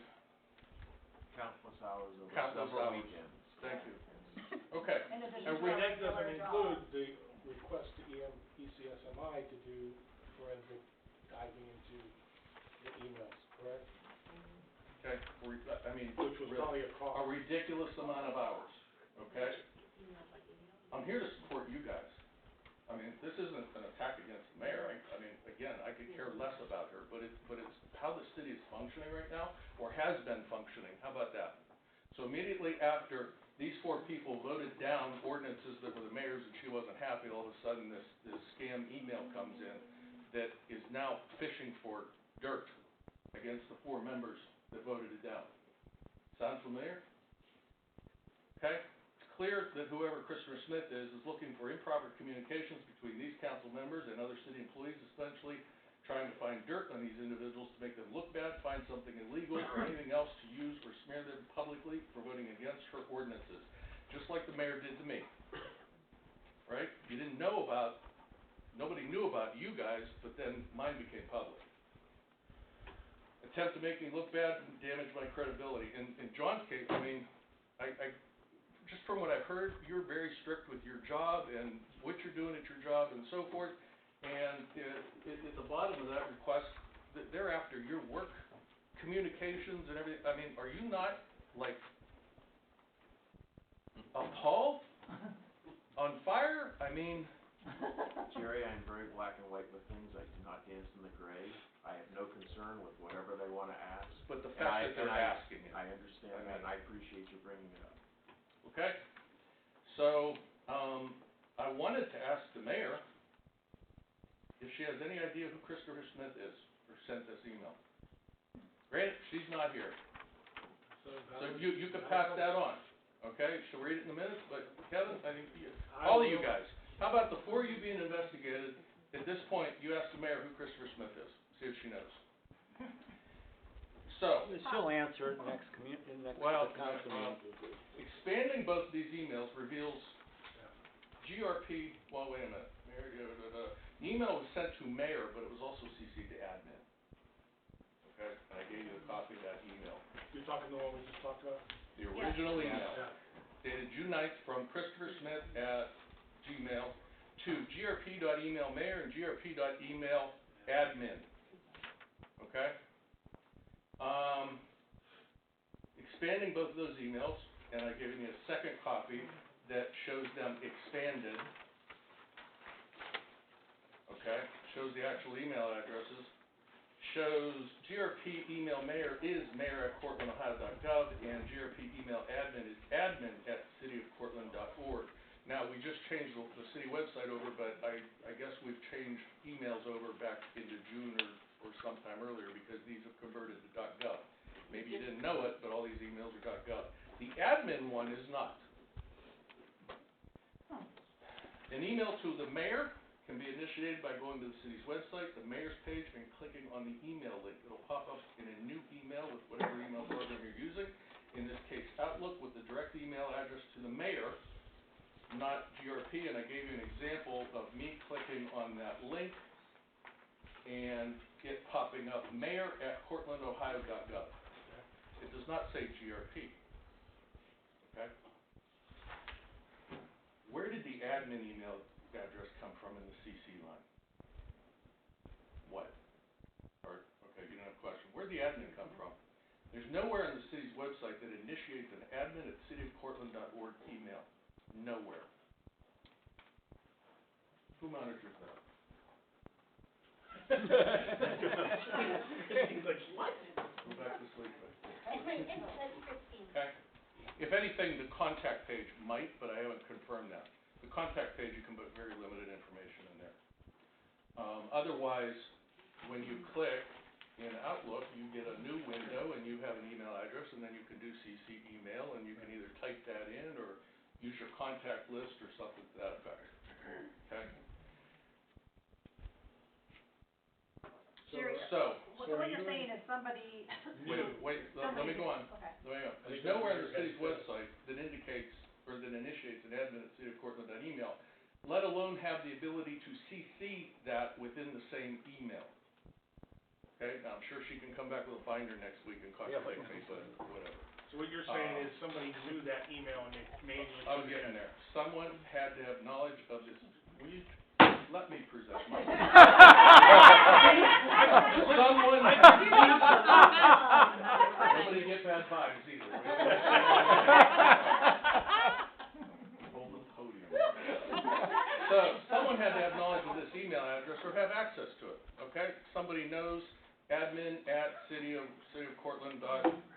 org or whatever that was, versus mayor at, I mean, I can hit the link and get mayor at portlandohio.gov. I can't hit a link and get admin at cityofcortland.org or whatever that was.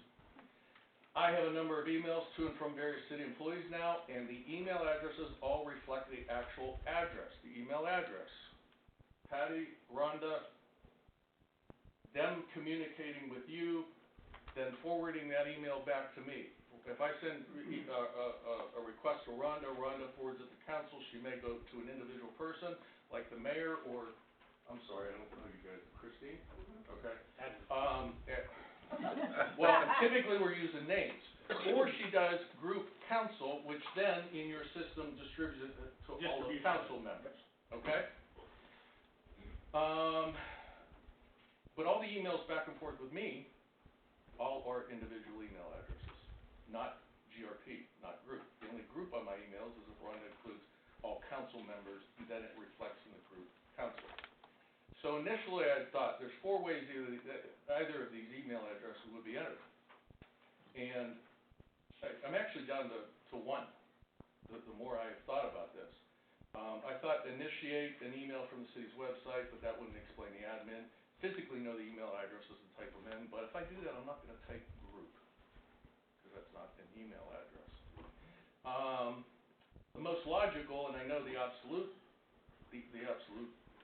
way that it was done, was using a city-owned device, use the drop-down box available at all city employees, which is the contact list, select mayor, and select admin, or actually select group mayor and select group admin, and the email addresses behind those 2 groups that are set up within the city's email system is mayor@cortlandohio.gov and admin@cityofcortland.org.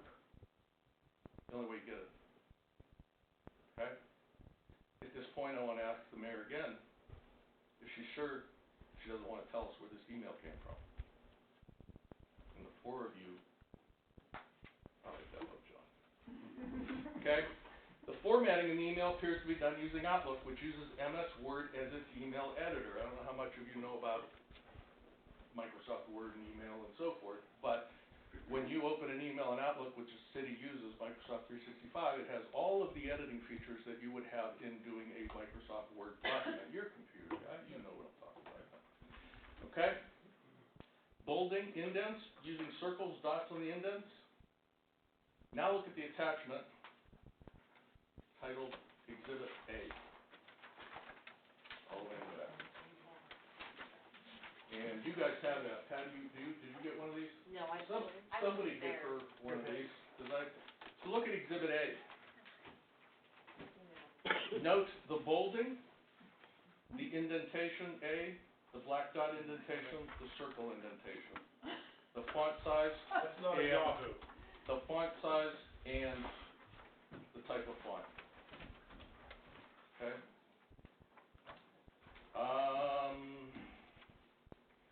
This is from Jing's second supplemental contract. It passed June 2nd as part of the schedule of bills. Council was never given the terms of this contract or the contract itself.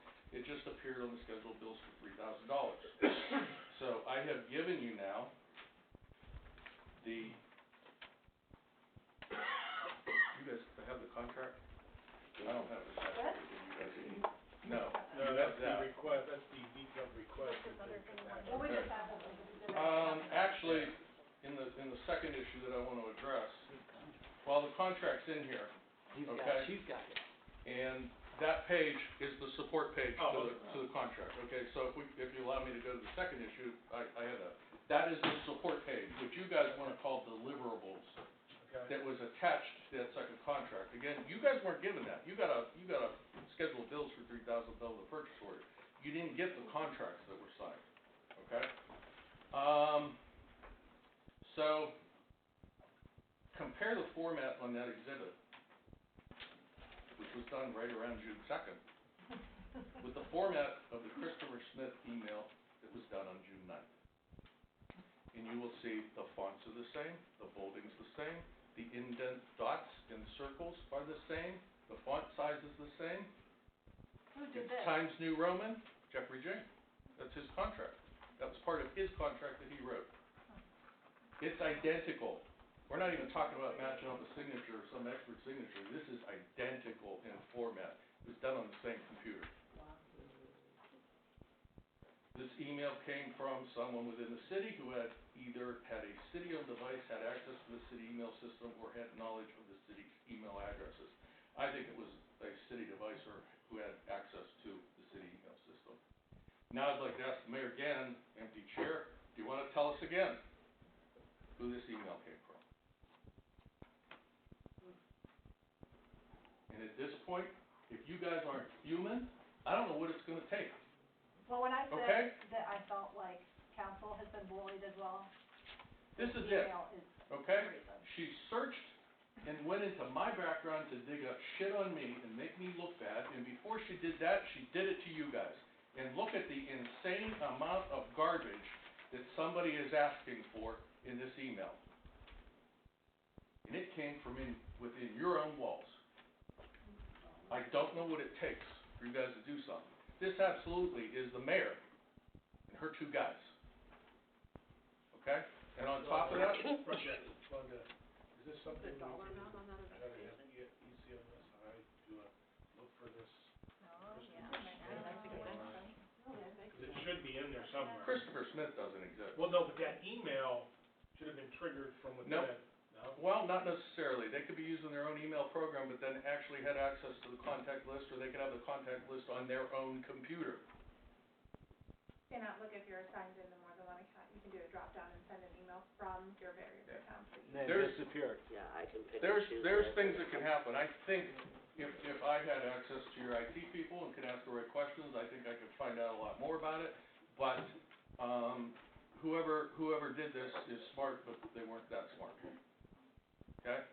You guys have your own people investigating you. You got the mayor investigating you. There is no doubt the mayor had her hands on this. Okay?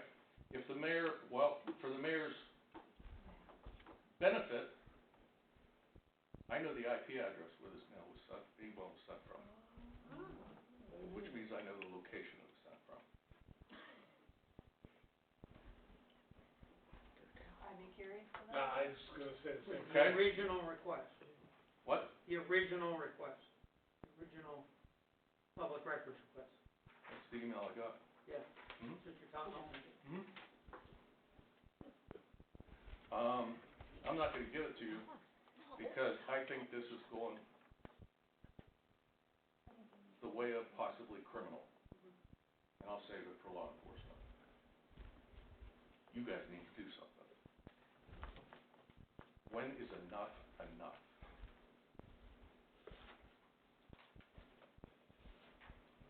And I'm looking at the four of you that are subject to this, and the department heads that have wasted how many hours doing this and don't have a contract for a year and a half, and she's working on binders, And we don't have a director of public service. okay? Add this to what I Where's our presented priority? 2 weeks ago, because last meeting was more or less my response to her public press release that she can't read publicly here, she has to do it through press releases. 2 weeks ago is what I presented, and she's trying to defend it with, I mean, it's worse than Kamala Harris, I don't know the word salad. So,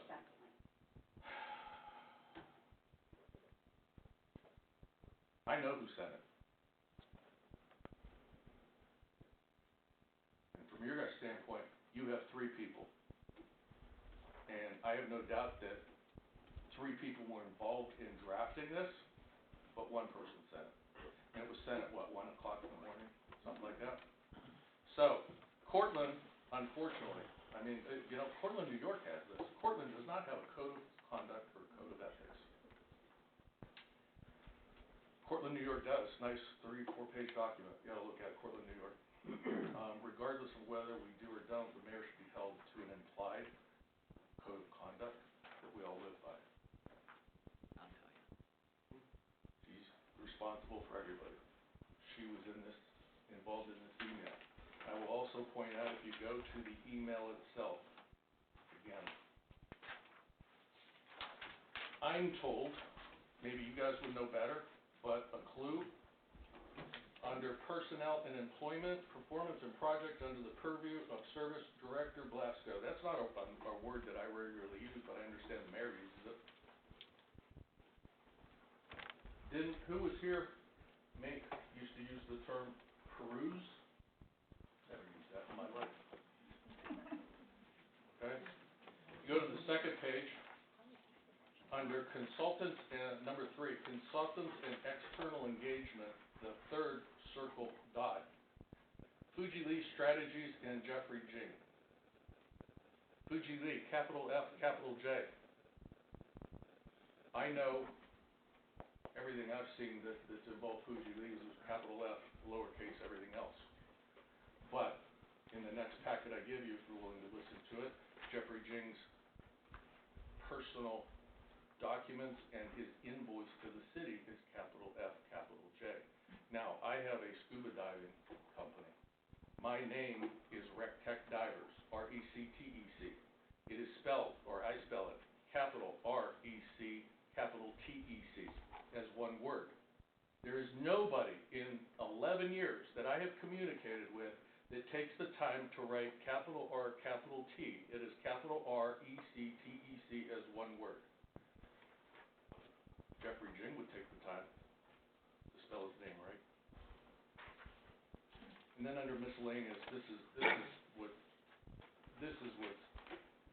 concerning. Verification and documentation of Councilwoman Fleischer's residency within the city.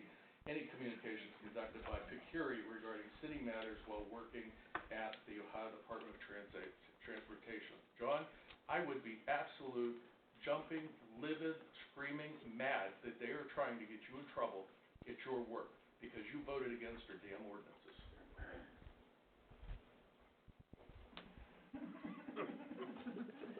You and I should have a talk later. He's a maybe true a drink. professional. Look, he's Okay? a true professional. I know you have bent over backwards not to get in trouble at work, and they have caused you. What if you would have responded to one of these things from work and it had ODOT at the top? I don't ever have to worry about that. Okay? And then if you look at the other ridiculous things on here. So just to be clear. Yeah, and for the record, the With that- answer to that was none. But To be clear, it really there's- sucks that you have to watch every move you make because the mayor is looking for dirt on the for you because That's you why they're turned down their resigning. ordinances. And trying to get him fired.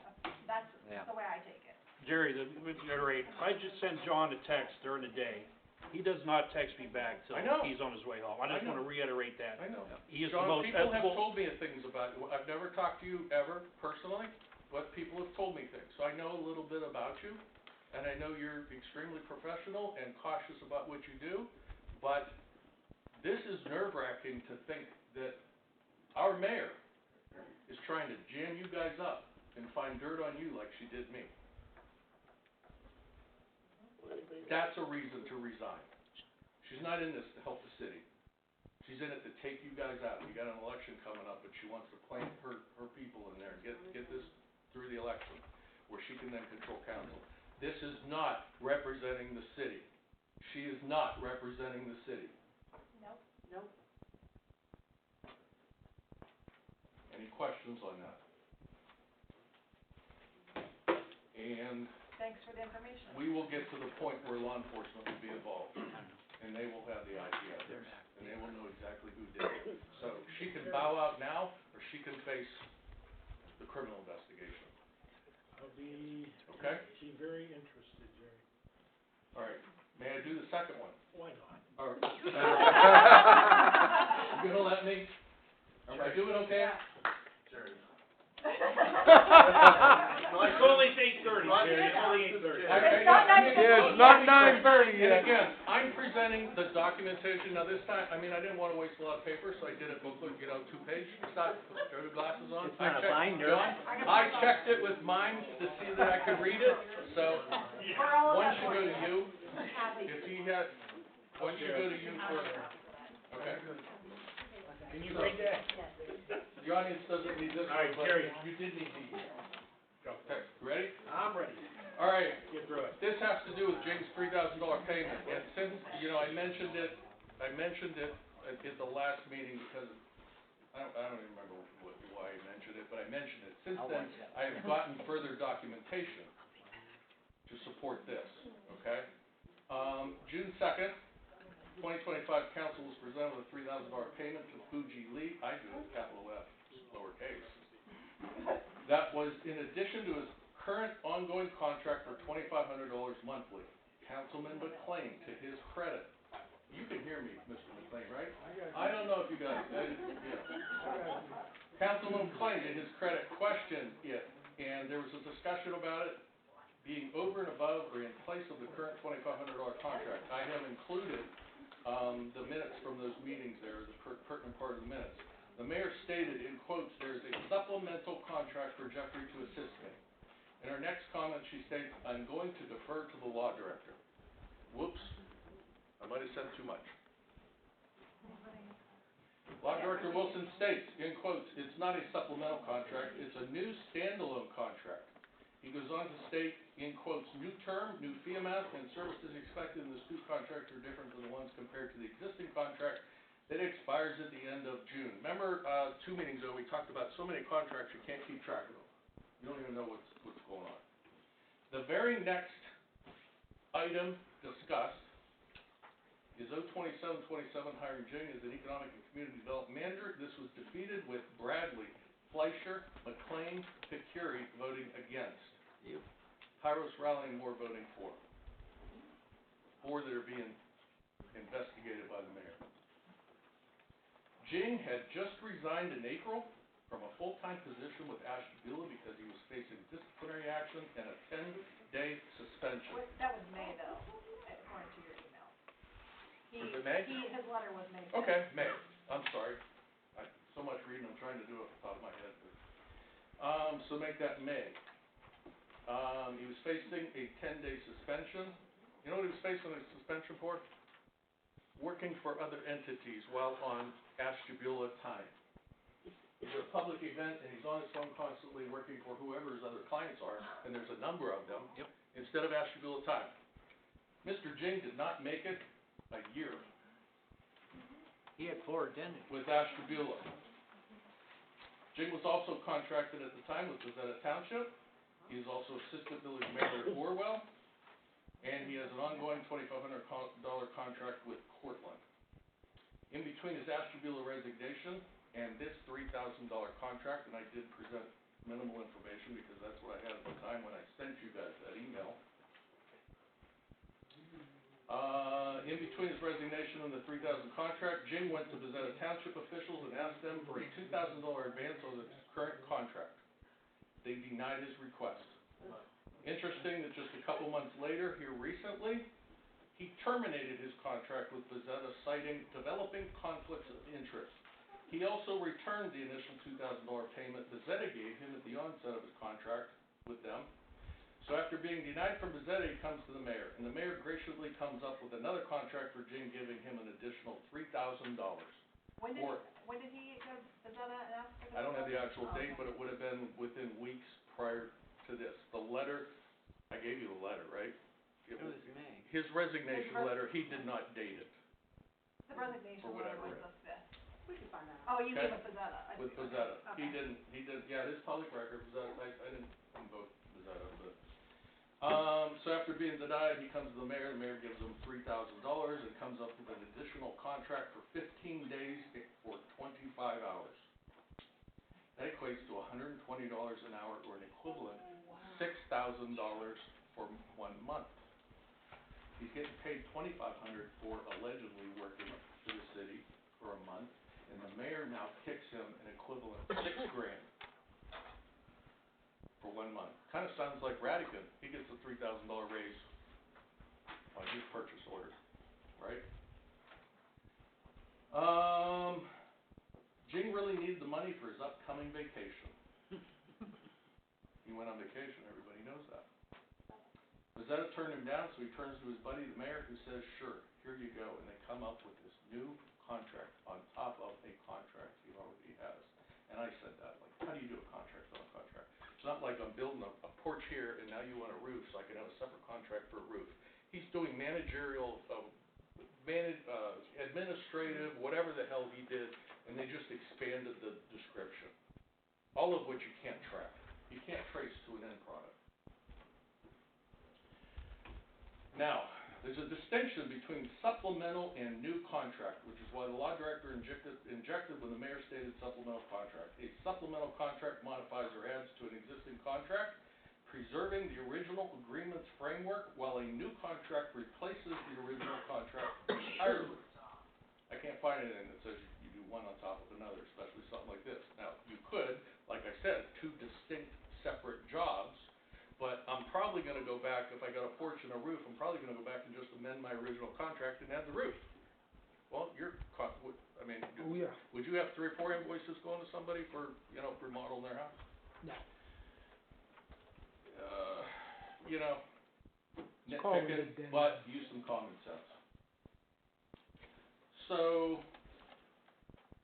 if you look at the $2,500 deliverables, which is in your packet, and the $3,000 deliverables, that's a term you really ought to get away from this deliverables thing with consultants because it's a bunch of BS. I'll tell you that right now. It's very easy to see that they are all similar, if not overlapping, which would infer supplemental. We didn't replace the original, we added a new one. We added alleged duties to be done in just a whopping 15 days. Administrative support functions. The very last thing on the administrative support functions on his detail is assist in a smooth transition for the service director. We didn't have a transition. No, we did not. I'd venture to say the rest of it's all crap too.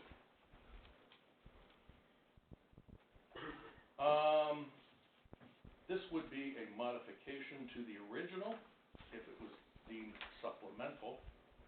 The law director wanted us to believe it was a new contract. He corrected her on the floor here.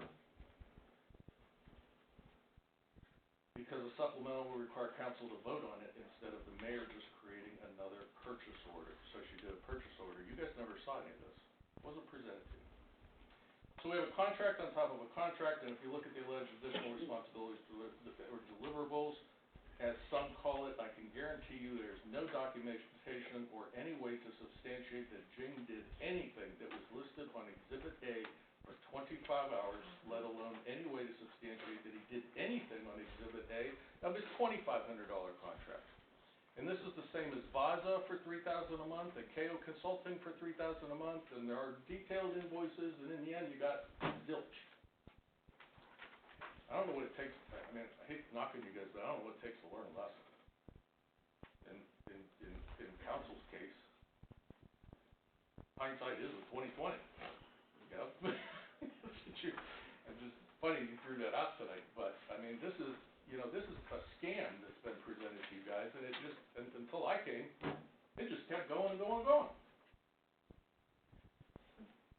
And to substantiate everything I just presented, all of the documentation from the city supports this was a supplemental contract. The city's check voucher dated 6/3 says supplemental contract. The mayor's requisition or PO dated 5/28, 3 days before you guys were, 3 or 4 days before you guys were presented with it on 6/2, says supplemental contract for services rendered above consulting contract. So she tried to get that in there, but she still calls it supplemental. Fuji Lee Strategies invoice, and here you can see on the invoice the capital F, capital J. Sorry, can't help it. Dated 6/1, says 2025 supplemental contract, which also states the invoice is due June 1st.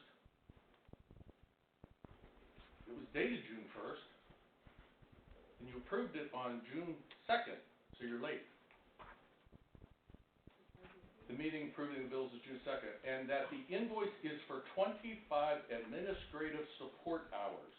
He also defines in-office hours are defined as time spent within City of Cortland's jurisdiction or in-person at events, conferences, trainings, meetings, etc. on behalf of the city.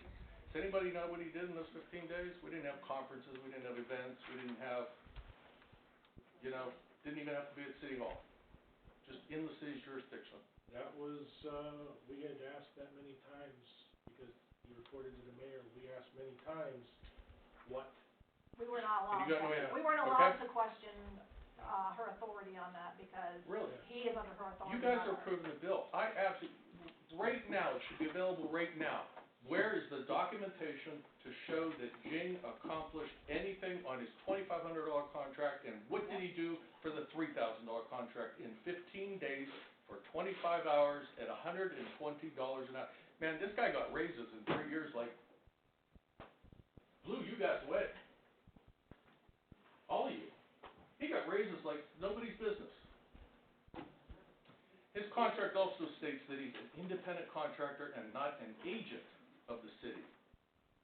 There's no way he can do any of what he's doing on these listed responsibilities without being an agent of the city. He even had a city email address, thus access to the contact list. And in my assertion, the entire time, he should have been classified as an employee, not an independent contractor. And with respect to, just to throw this out, the mayor trying to argue that tonight, you know what? IRS can come in and we'll have the argument about what is an independent contractor versus an employee. This is where I'm trying to say is that the mayor needs to be here, we understand the mayor. Absolutely. Exactly. But hang on, Absolutely. hang on.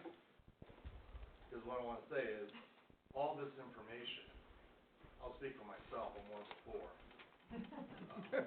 All this information is not new information for me.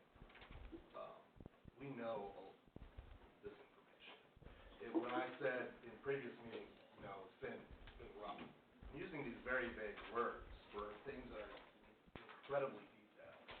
It's not that I don't know these things, it's that when you look at things the way we're doing it now in consecutive weeks, creating this picture, it's much different than when you're going through it over, say, a couple of years. Am I putting it in perspective? You don't, Is that what you're? no, what I'm saying is you're putting it in perspective for your group, not for me, because I already know this. Did you know everything behind the 3,000 though? You didn't have the contract, you didn't know Right. the time frame of when they were paid and stuff, but you knew there was something going on. So that's what I mean, like, the mayor needs to be here because she is the one who needs to hear these things. But she's allowed to question everybody in here and then take off and leave when we wanna Right. question You know her. what? I don't want it to look like when I sit, well, I'll speak for just for myself. When I sit up here and I don't say much, it's not because I'm blindsided, and it's not because, oh my gosh, how did I not put something together? That's not true. I'm just in a different position right now, where this information is for other people who don't have data. I don't think the across mayor, the board they know. well, maybe not, You but didn't know. I'm only speaking for Mr. myself. McLean, yeah, I know, you probably didn't know any of this either, right? I knew most of this. Okay, If you'd like to know why the four of us were targeted, I can tell you that too. go ahead, I'd like to hear it. Well, you tell me, you probably. Well, I already said, because you guys voted against your ordinances, paying the Well, we guy. were targeted, in my opinion, when this came out, and we saw the four names when I first saw it, without talking to anybody, okay? I figured the four of us were included in the request for records, because someone, whoever Christopher Smith is probably trying to figure out or find whether we talk to each other. That's what I Under the presented tonight. sunshine law. Yeah, that's what I presented tonight, that's essentially, that's exactly what I presented. And as far as I can tell you, you're not gonna find anything from me where I discussed this. I know what they're looking. I know some people wondered if we met together, and that is absolutely not the case. What they're looking. Yeah. Cell phones and everything, and And you when know you what I was look gonna. at, when they get all of the documentation that they're asking for, whoever he is, they're gonna be highly disappointed, because the four of us Well, did not violate any sunshine law or have any communication when it comes to voting, the four of us, the way we did. with respect to that, this is what I'll tell you now. Kevin, one, do I have to sue the city to get my public records request fulfilled? You're talking about your request to the mayor? Yeah. I mean, cause that's where I'm at. She's not giving it to me, so the next step is just like people sue under sunshine law and and open meetings and so forth, I have to file a lawsuit to get my records fulfilled, right? You're right about that. The process you are right about. Excuse me, but no, you shouldn't have to sue the city. I shouldn't and have to, that, okay, well, I thought we were answering your request. from the, so- no, we are not. And from that standpoint, in this request, even though you guys have put all of this time into doing this, I think you look at the mayor and you say, go pound salt, sue us if you want it, and you put this thing to bed right now, because Christopher Smith doesn't exist. Christopher Smith is one person that includes Mayor Petrosky, Sean Radigan, and Jeffrey Jing. Combined, they did this scam to you. And I think you take that entire request and end it right now and tell her directly, go pound salt. Now, if I was in that position, I would look at that request and say, and respond to Christopher Smith and say, this is overly broad, this is bullshit, you're fishing on my council members, sue me. But she didn't do that. She made all of you guys dig and dig and dig to come up with something that she could use to try and burn you. Just like she did me.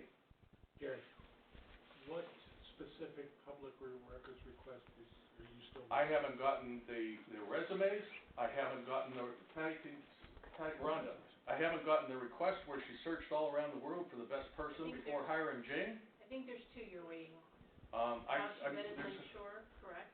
Huh? How she vetted Lake Shore Yeah, and the resumes, and the correct? resumes, So those would come I, from her. yeah, I don't know what else, but I haven't gotten those. You've gotten a lot. You guys from us. just did give me the, and I haven't had time to look at it. So those two are still hanging out there, and it's, we're past 4 weeks now, it's like 4.5 to 5 weeks, I think. Been doing that this long. Okay, so, Can I also say Christopher Smith also re-emailed us and wanted a more timely answer because Jerry Bates is getting his responses before Christopher Smith is. So you recently got an email Yeah, from Christopher? I don't know what the date of that email was, but I'll just throw it out there for the public. and I don't need the follow-ups, I just needed the original to get to where I got. Alright, so. And that was coming down to the idea of personal Resumes location. and the Lake Shore history of solicitation resume. Yeah, that, you are keeping track of that, right? I think that went through you and then you forwarded it. Yeah, I mean, It's we've supposed got. to come from admin, it should have been done by Yeah. now. Yeah, Yeah. so I think we've got, have you probably? Oh, Jerry, I'll And follow up. honestly, yeah, I mean, I'd like to see the resume, I mean, a lot of people would like to see the resumes for this Yeah. whole service director thing. As far as her searching around the world and the country and Ohio and everything, that's all crap. She didn't do it, she didn't do anything. Radican was, I mean, she said one of my questions tonight, I'll ask you guys. In the public press release dated, you stated Dr. Radican's work with the Cortland began in 2022. I said this in my initial presentation. He LLC'd in February of '23, we hired him in April of '23. Just when did she meet Radican? She was put in a press release, 2022. How long has he been with the city? Mayor? How much has he been paid, Mayor? Under what name has he been paid, Mayor? Because now you just admitted in your press release, he's been here since 2022. We didn't search around the world for nobody. He was already here. You guys didn't know it. And when did we hire Lake Shore? April of '23. Oh, April of 23. We hired Jing midsummer '22. When did meetings start? I'd like to see every email and text message on her city and personal devices. Bleach bed. Matter of fact, if with the support of you guys, the four of you, get your ISM, whatever, get your computer people, and pull every damn email and that has come to and from Mayor, City of Cortland, Deidre Petrosky, City of Cortland, and I think there's 3 of them. I know there's 2, there might be 3 email addresses she uses. She uses the personal one sometimes. None personal, okay? The entire $3,000 scam, oh, by the way, contract was June 1st through June 15th, 25 support hours to the mayor, if you look at that. Jeffrey Jing, June 10th, is in Colorado, Oh. on vacation. There's your $3,000, guys. And I don't know when he got to Colorado, but he sure as hell wasn't in Cortland.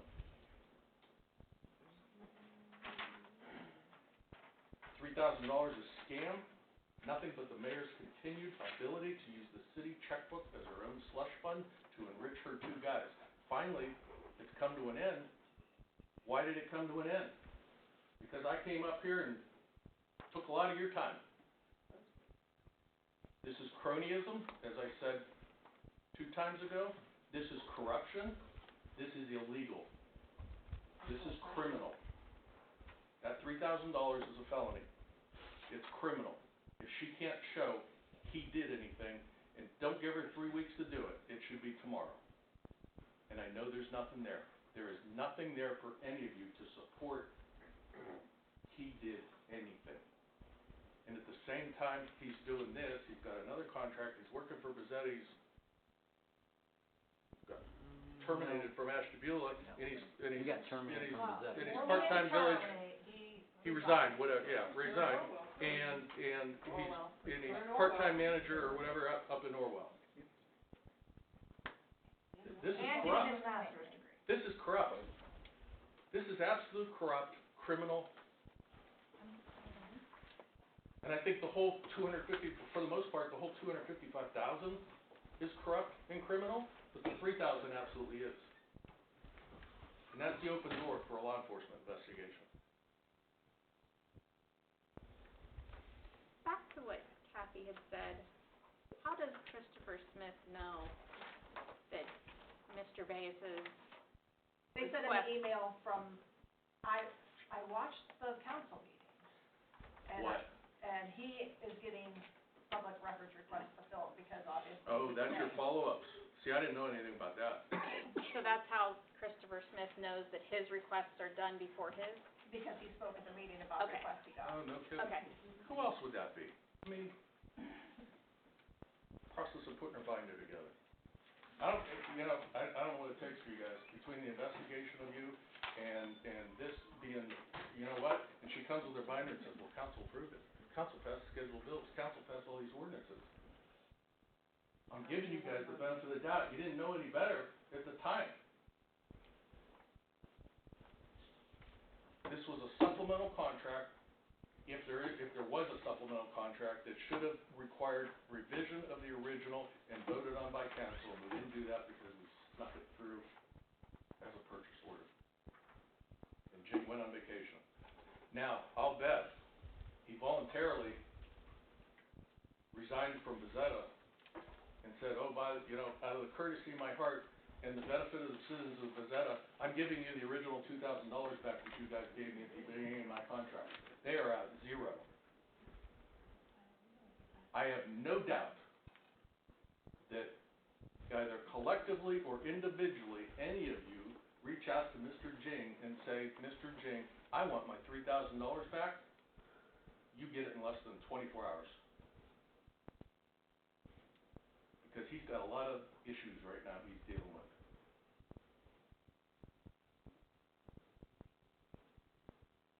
Ask for the money back.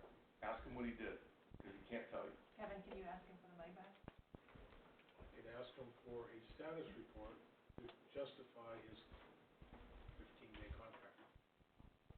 And at that, just like he made up the contract, he's gonna make up a status report. You can't go out and physically prove he did anything. This was administrative services to the mayor for all that garbage on the list. Well, and we asked the mayor many times over there. And you've got nothing. You know, because then on our side, he's on vacation? I've seen it I've already. seen that.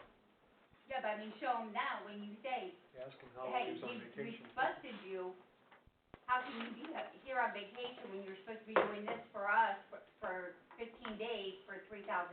We want our money back. Working remote. I mean, I don't mean to put you, I'm putting you guys on the spot, I realize that wasn't, it's never been my intent, I've been trying to help counsel.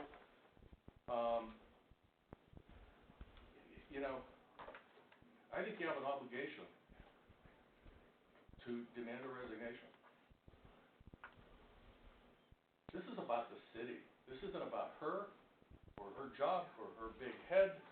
She has funneled money out to these two guys. It's very evident, it's blatant. They haven't done, for the most part, anything for it. Radican pissed a whole bunch of people off. We dumped raw sewage into a creek because Radican didn't know what to do. And by the way, I actually have it, there is no such thing as fining the city for not having a service director unless we do something like dump raw sewage into the creek and nobody's here to answer for it.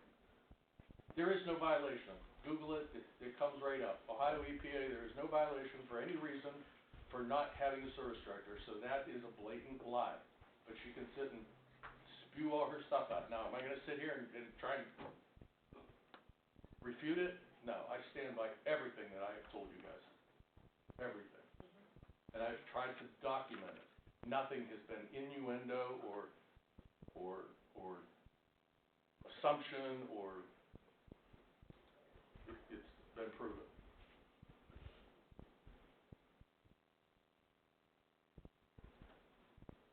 I think you need to do something. Enough's enough. The city does not deserve this. You guys do not deserve this. Our residents don't deserve her leaving the road because she doesn't wanna listen To not hear and be not accountable and then go back and read the minutes and come back with her damn, you know, tell her to stick her binders someplace else because it's all crap. I could sit and have this argument with all the shit that she comes back with. That's what you don't wanna listen to, you know? Yeah, she doesn't wanna Now, hear it. if she wants to sit here and have that debate back, I'm more than happy to sit here and have that debate. But I know it's not pertinent for, you know, call a special meeting, we'll have that debate, we'll invite the entire city, come listen to it. I will refute everything that she comes out with. All the tax issues, the independent contractor, you know, payroll, the service director penalty, whatever the hell she wants to come up with, I can refute every one of it. But that's not for here to waste time, I stand by what I said. I mean, I think everybody agrees for the good of the city that she should resign. I mean, I'm speaking for myself, but we can't make her resign. You guys Can can you have- take a vote of no confidence? Yes, we can. Kevin, is there any, like I said in my little statement, you know, if you guys band together, you can make the town great again. Is there anything you can do as a council to remove her from her position? Is there any No. recourse? Patrick, you'll confirm that there's really nothing that council can do. Petition. She should leave the city. She had, You could, I mean, if she were found, if you believe she was guilty of misfeasance in office or malfeasance in office, she accused you guys of that, sorry to interrupt you, but she accused you guys of that with the service director thing. I think you should start by taking a vote from council of no confidence. It's the first thing you should do. I didn't know if there was something that, you know, I will. you as a group can do. I will be in contact with the law director. What's I mean, the do we have to push it? I mean, I'm already pursuing state auditor criminal. I got another complaint that's in. IRS is next, although it takes a lot for them to jump, but it's out there. I mean, I don't have any problem filing this stuff. I stand 100% behind it. I know what I'm doing. Do you wanna put the city through this? Do we want ATI to come in and start investigating? I fully believe that each person should look and see what's best for the city. What's the attendance policy? Well, she's here but left, so. That's what I mean. There is no She has attendance somebody, policy. There's no if she attendance leaves policy. before, Well, actually, The only attendance policy is for council. no, Kevin, in the charter, there's a one-line statement that says the mayor shall attend all council meetings. You had it up, I saw Yes. it, if you can read it exactly. No, I mean, and She what has constitutes attendance. attendance. Well, that, Yeah. I mean, So she knows and what it- she's doing by staying for part of it and then leaving, so she Kevin, knows what she's you doing. can't say the meeting has not been adjourned. Exactly. The council You are meeting the has not been president. adjourned, that is the council meeting. To come in and be able to use your council meeting to spew her garbage and defend whatever she wants to defend and then leave. She didn't have a mayor's report tonight. Her mayor's report was defending something from 2 meetings ago, I think. it was a consultation, is what it was. She Exactly, was and the meeting consulted was not adjourned, of so what she was you are supposed the to say, I'm sure. president of council, you did not adjourn it. But, Making notes. you, I'm technically, on the line of criminal. with everything that's been stated, with everything that council does know, I highly encourage, if you have the power to remove her yourself, you should do it, because that is what's best for the town. But regardless, you should look from side to side, each and every one of you, and get used to this view of that seat with her not being there. Because I know I am, I know Mike is, and there's probably about 10 to 15 other of us that are working very diligently every single day, and we are more than over half with our petition and our signatures.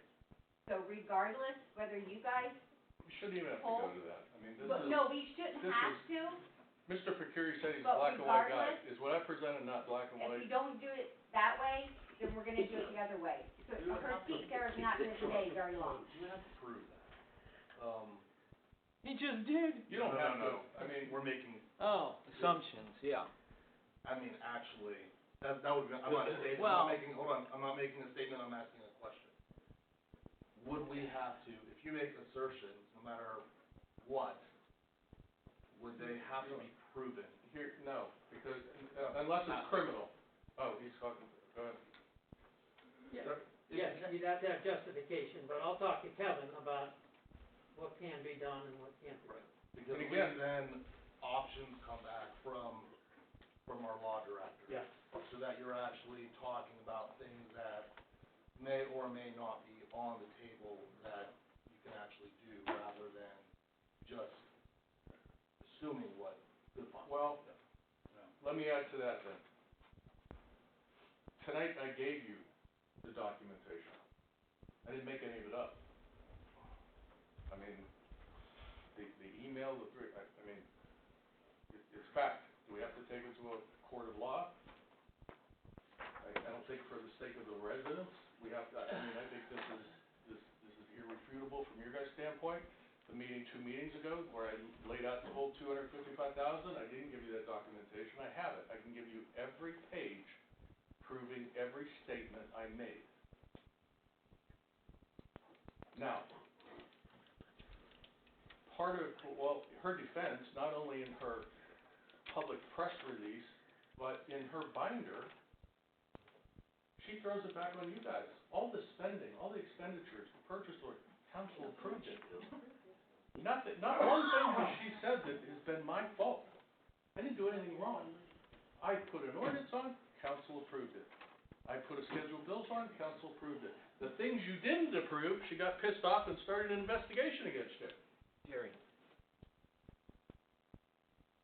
With everything that he Joe, has. Joe, Oh. Jerry has the floor. I raised my Do hand. you want a question from me or them? Oh, go ahead. Jerry, I'll let you Like 5 relinquish minutes. So, before I can do that. I'm happy to talk to any of you guys personally, or hear, or answer questions. Jerry, you have given us And I, a plethora of details. and none of it from day one was ever a personal attack on her. I told you, I think last time, I don't care about her. I do care about what has been done in the city, the excessive spending, the enrichment of her 2 guys, the games she played with you guys. I mean, if I was sitting there, I'd be just like this. You guys would be here till midnight because I'd be putting up a storm. Now, I realize my attitude's not like your guys', but, I mean, that's why they got rid of me 24 years ago. But at that point, you know, that side, I wanna call the corrupt side, was bigger. Guys, I gave you the story where Melissa Long pulled this shit, and she got Mark Dan to sue us all, and my name was listed #1 on the lawsuit. Sue us for what? Because she didn't get her way. That's council's job. That's the checks and balances. And here, she was part of that lawsuit. She was named in the lawsuit, and here she is doing it to you. I don't know what the hell happened, but that's not the person that I introduced to politics 24 years ago. I mean, the power, the greed, the pension, I don't know, but,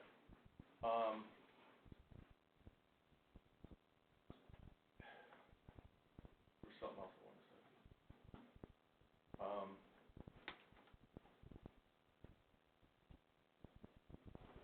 Can next In time. any event, well, I don't wanna keep, I keep getting presented stuff.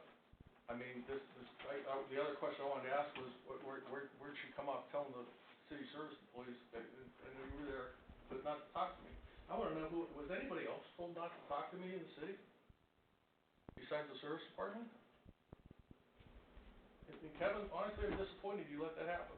I did not, again, you say you can't talk to the service department, but I'm telling you, I'll refute everything you said that happened in that meeting with regards to me. I'll refute it. I just said you were there, that's all I said. I didn't accuse you of anything, I said you were there with her. You can ask But any of the she service did. departments. Can you acknowledge she did tell them not to talk to me? I don't remember her saying those words, no, I don't, to be honest with you, and You said in the last meeting that you did, that she said that they were not to talk to Jerry. It's on the record. I said it, and she must have said it, but I don't remember those words. And and again, I could care less. I mean, they'll talk to me if they wanna talk to me. Everybody's talking to me that wants to talk to me. But it's just the fact that she did it, and that goes into investigating my background and investigating you guys and trying to be in control of everything going on. There's a conservative club of Trumbull County. Any of you guys members of that? You're a member? Did they take a vote and kick her and her husband out? Yes, they Right did. there. Last meeting, they kicked her out. They took a vote and kicked her out and gave her $60 back. But I'm just saying, this is all piling up. Kevin, real quick before Jerry steps away. Jerry, you did ask me at the last meeting to look at 037-25, the ordinance, which I did over the weekend. And I do have some information for you. This was the, information that was provided to us. I will tell you, I didn't see any red flags with the information.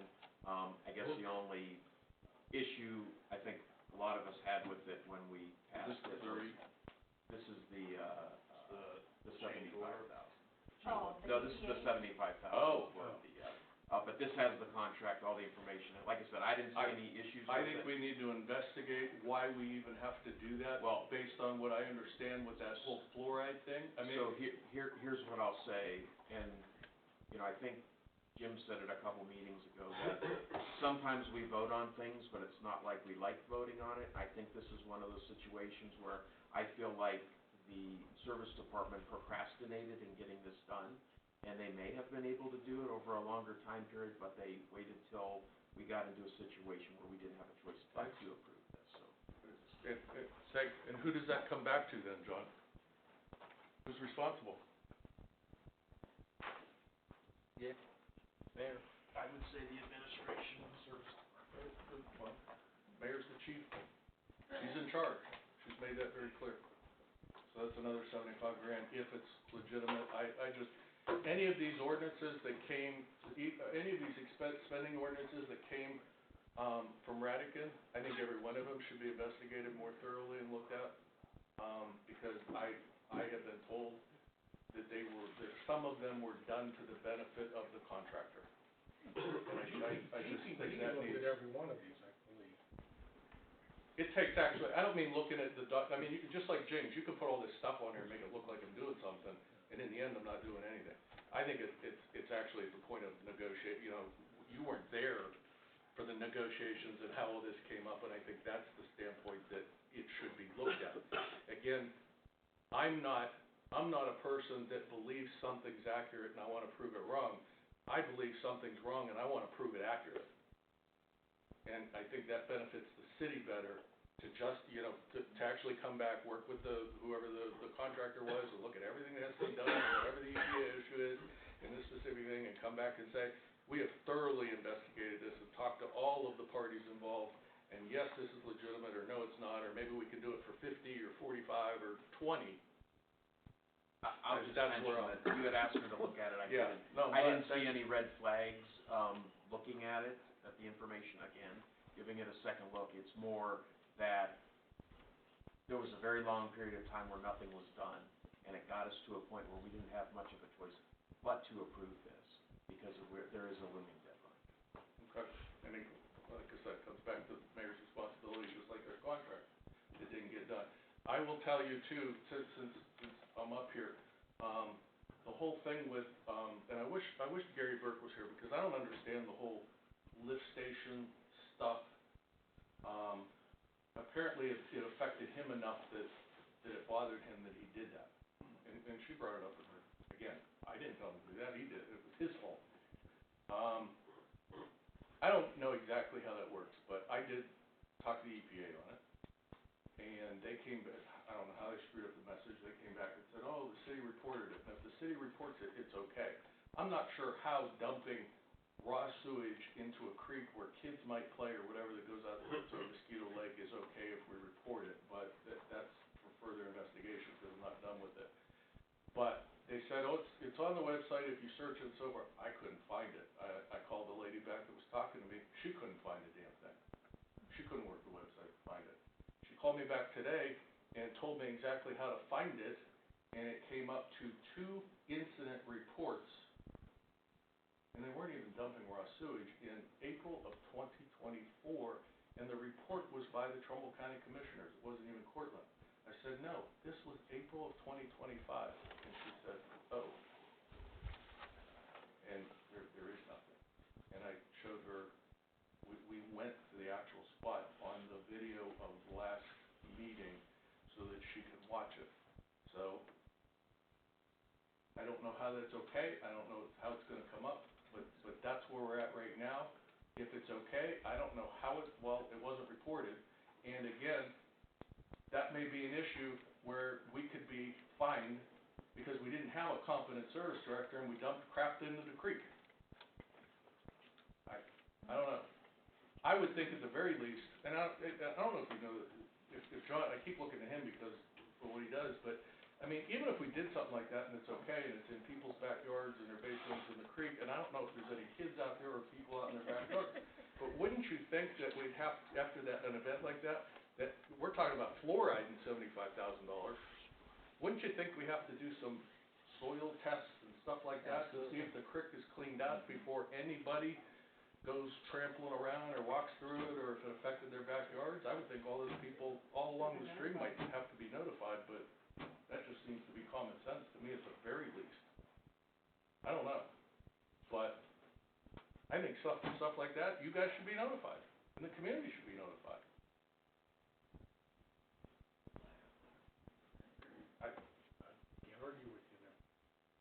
Service department, well, service department report, hey, we had things overflow, we had to dump it in the creek, we should tell the residents, we had to tell the EPA, I mean, stuff like that, like the shit happens, right?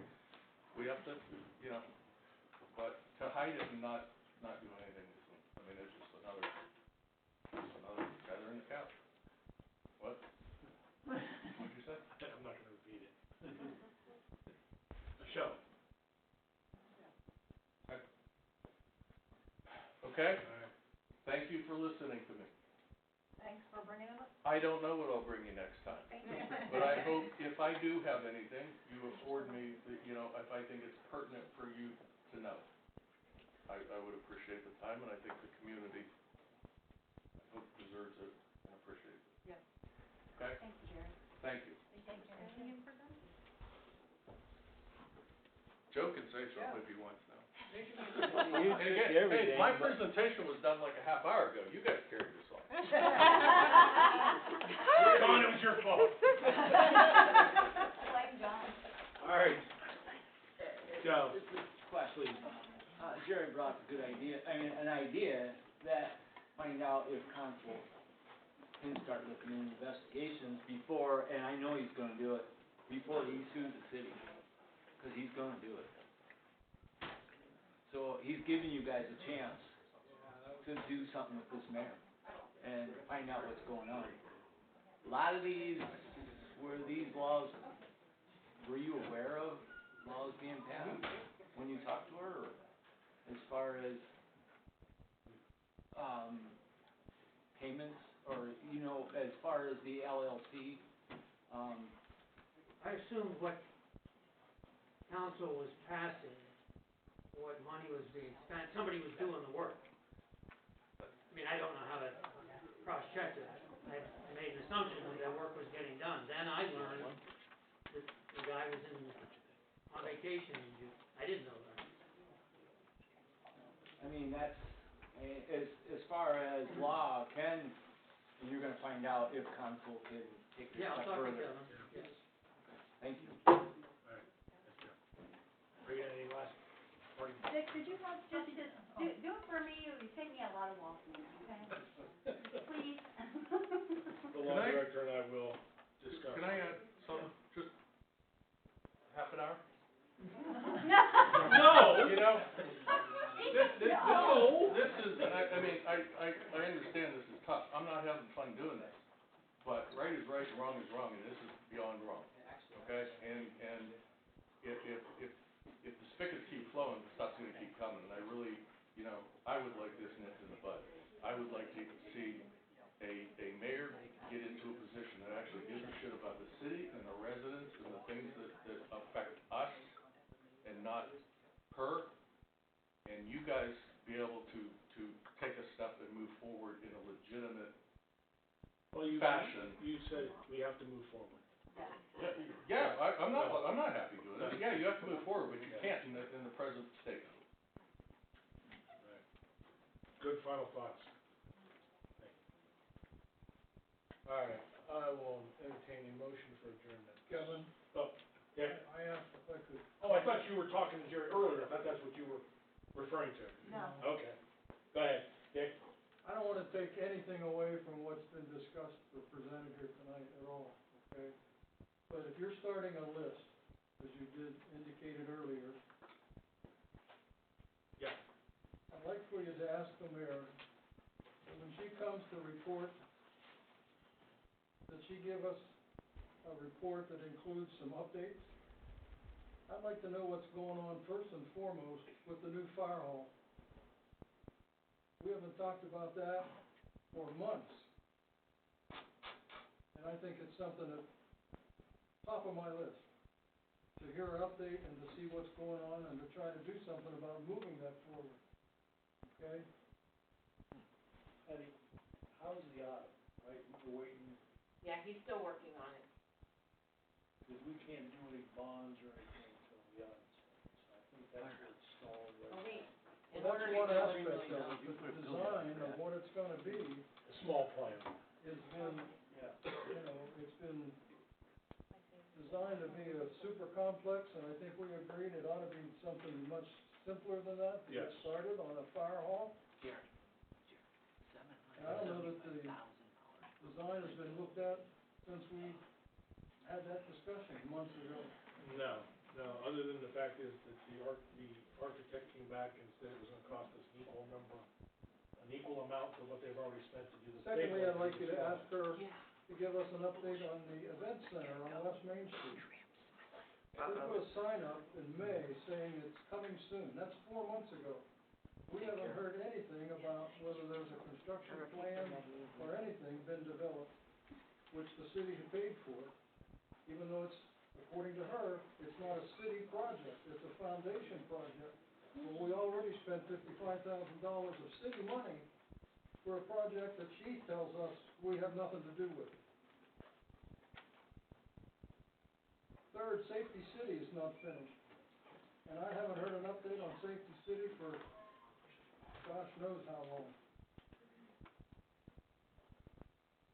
And the big issue recently was the school building. I understand people have been through it now. Where are we going next with the school building property? Those are just 4 things I'd like for her to report on when it comes to the mayor's report. Kevin, can I address her? Can you what? Can I address? Oh, I think you McLean? said trust him. I'm like, I trust him. No, well, we won't go there. Can I address Mr. McLean? Yes. Mr. McLean, I'm hoping you don't have to sit through another mayor's report with this mayor, and that you can start afresh moving forward with all of those concerns in a manner that benefits the city as a whole and the residents. So I hope that's the first thing. She did bring up, but I don't want to offend you in the Cortland Community Foundation, but I can add to that if you're interested. I don't know if anybody's interested. I am. How long? Couple minutes. Okay. attacking the court, my intent was not to attack the Cortland Community Foundation. It has good intentions, sir. That's not the point. I haven't got to the point to calling that Western whatever, okay? It's basically funded by, or managed by Strimbu and a bunch of people out of Brookfield and O'Brien and so forth, okay? I believe it is what's called a donor-advised fund. Does that sound familiar to anybody? Yes? Well, is it a donor-advised fund? Do you know that? I believe it is. Okay, so Yeah. donor-advised funds are for people, and usually wealthy people, that want to donate a lot of money, get a tax deduction on their personal return, and have it go to a particular cause. And then the causes are stated, and the fund itself has, like, you guys have a group that's for the City of Cortland, okay? Here's an example, it was posed to me and I told him no, but I had a client that some financial advisor said, hey, let's do, you know, you can't itemize on your tax return, you can't deduct your charitable contributions, but why don't you give $50,000, we'll put it in a donor advised fund and we can tell them to distribute it over the next 5 years, $10,000 a year, you get a deduction for it now. Okay, so it's a tax benefit for people that want a deduction. Donor advised funds have no business taking government money. There's no deduction. There's no benefit to anybody but by having it run through a donor advised fund. If the city gets a grant or it's our parking lot or does a thing or whatever, that money should come to the city. That money sitting there earning interest should be coming to the city. Now, Cortland Community Foundation gets, you know, somebody wants to give 10,000 here, 10,000 there, you know, and they build up and it's for the specific purpose of benefiting the city, that's how that would be used. But as of right now, your charter's been canceled. We're no longer incorporated. Yeah, you're no longer, so for all intents and purposes, I don't know how you exist and take money. I mean, you have this thing out there. Maybe they can take charitable donations and stuff, but I honestly, I think you still need to be incorporated to have a board and direct how the money gets done. I'm not 100% positive, but that would be my, you know, if you were sitting talking to me as a client, that would be how I approach it. But donor advised funds have no business taking government money at all. There's no benefit to anybody. I don't It's know. for private donation. Well, I don't know why they did it that way, to be honest with you. still be an LLC. Well, and in part, it was a Jeffrey Jing thing. I know for a fact, I think it was Safety City. Did you guys get 40,000 from the county? We got money out.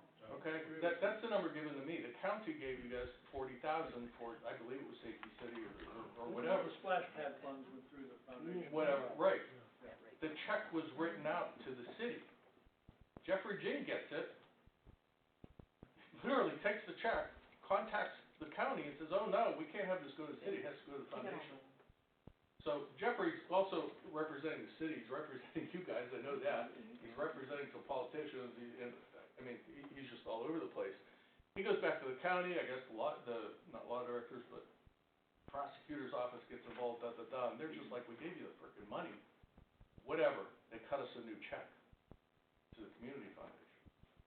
Okay, and I understand the benefit to you guys, that maybe you're in the interest and you send it back to the city and so forth, but from a practical, I am right is right, wrong is wrong. The right way to do government money is to the municipality or the government entity that it was supposed to go to. We spent the money to do the parking lot, we should be designing the parking lot and so forth. Donor advised funds or the nonprofits are nonprofits for the purpose of accepting charitable contributions and people being able to take the benefit from a tax standpoint. I'd have to do some research, but Like I say, I'm just gonna make this statement without saying that I know this for a fact. But what I do know is that at one point, what are we calling, what is that structure being called? Oh, Civic Center? Okay, is that Civic what- Center, okay, so not a park. at one point, that was going through the marketing business committee, our committee that I'm along with Dick, that he chairs. That originally we were working on that project. That project was then taken away from the marketing and business group. I would maybe assume. By who? The mayor took that away. Thank you.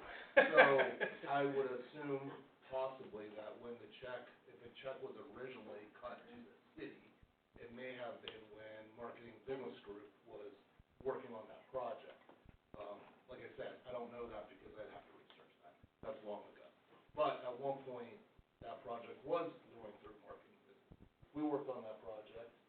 I worked on that project before we even owned the parking lots for it, and then it was taken away. So, Have any of you seen the MOU related to that? She mentioned it tonight. Yeah, it was, yeah, we got. Just email. Yeah. You guys, I mean, I have issues with the MOU from a council standpoint, and the responsibilities and this and that, and, I mean, essentially, you know, the way it's written, the Cortland Community Foundation is going to improve the parking lot, and then the city is going to receive the parking lot as a gift, but we already own the parking lot. That's how we did the Veterans Memorial. Jerry, that's exactly what happened with the Veterans Memorial. It was built on city property, the point there, okay? It was built by a volunteer committee. We raised the money, Exactly, we designed it, right there. all of that was approved by city council, by the Parks Board, because the park is one of the parks, it came under the Parks Board's authority. Everything we did, every step along the way was approved here or Parks Board or both, okay? But All this the- is, everybody's been cut out. All the donations that we received, Yeah, that's okay, I'm okay with that. excuse me, all the donations we received on that committee were made out to the Cortland Community Foundation for the tax benefit purposes that you Exactly. described, okay? Yes. When it was all finished and done, and we had the ribbon cutting and the dedication ceremony, that picture on the wall back there tells you it was a gift then to the city from our committee. And the committee moved on. I could agree with that. And the city agreed by resolution back at that time in 2018 that they would maintain it and take care of it. Although we at the committee still have our hands involved with it to some extent, but the service department does an excellent job for the most part taking care of it.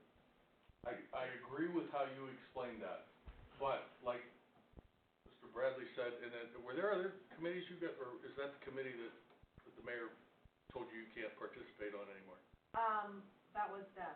She said she's. Okay, so to take and cut your throat and say, you can't do it, I mean, she literally just said, the city's not, I'm doing this, it's my project, I'm doing it. So we have not. That's not cooperation. No, Dick said, it was brought to council, it was brought to Parks Board Right. to deal with the Veterans Memorial. All of council's been cut out of this thing, and frankly, as a member of the Community Foundation, Jeffrey Yeah, brought those renderings involved. to our meeting, and I was shocked because I hadn't seen it. And it was embarrassing as a member of the Community Foundation to find out what the rendering looked like and not know because I have to Jeffrey and the tell you mayor was working on it, not anybody else. The renderings that you see up there, as the street fair was approaching this year, which was held in late June, I made a comment, we ought to have a sign up there, and people at the street fair will see it, you know, because, what was the outfit's name? CT? oh, CT Consulting? Yeah, they were working on a rendering, and we weren't getting anything. And this is when Jeffrey was involved with us, and I said, Jeffrey, talk to them and see if they can't get something, whatever this rendering's gonna look like, so we can put it up there in time for the street fair, so people will see it. A week later, you saw it, you see what we got, okay? Good with that. Can I ask you? And that's as far as it's gone.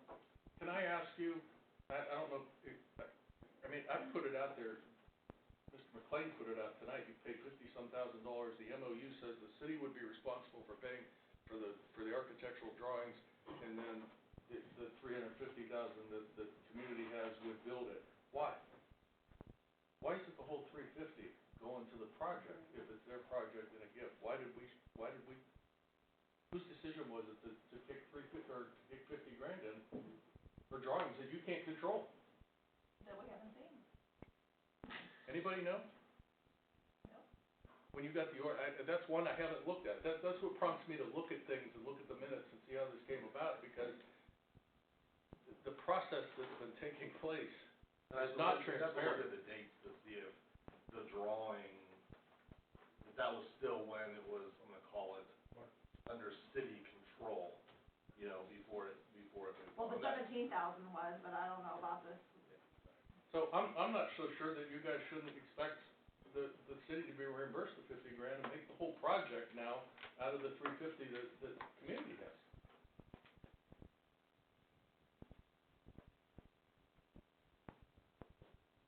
Thanks for If prompting. you go back through old minutes, you'll see that I think I've said multiple times that at some point we had too many things going on at once.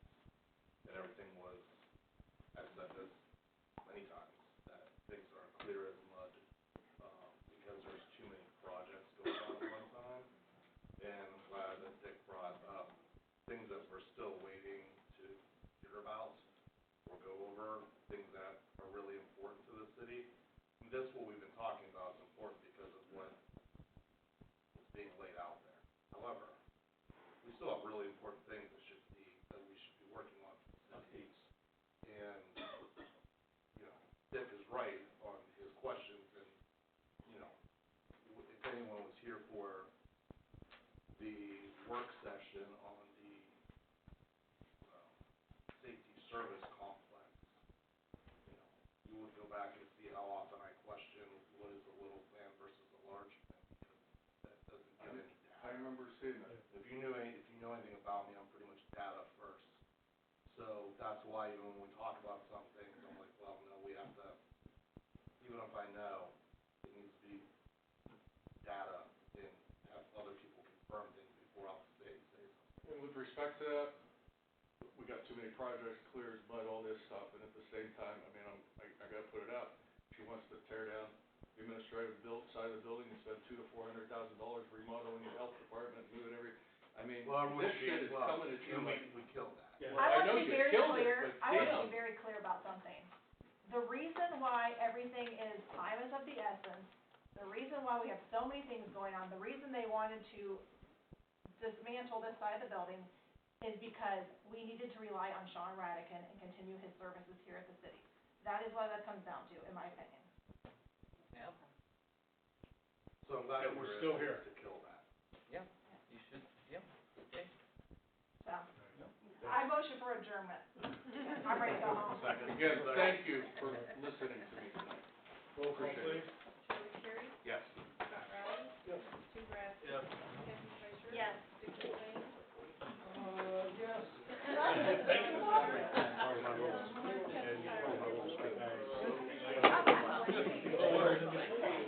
I got told you, I got your back. You know, I mean, There's a lot of people who have our back. I'll talk to you. Maybe not tonight. Hey, Chief, how you doing? Good. Yep, it probably is, the price came out.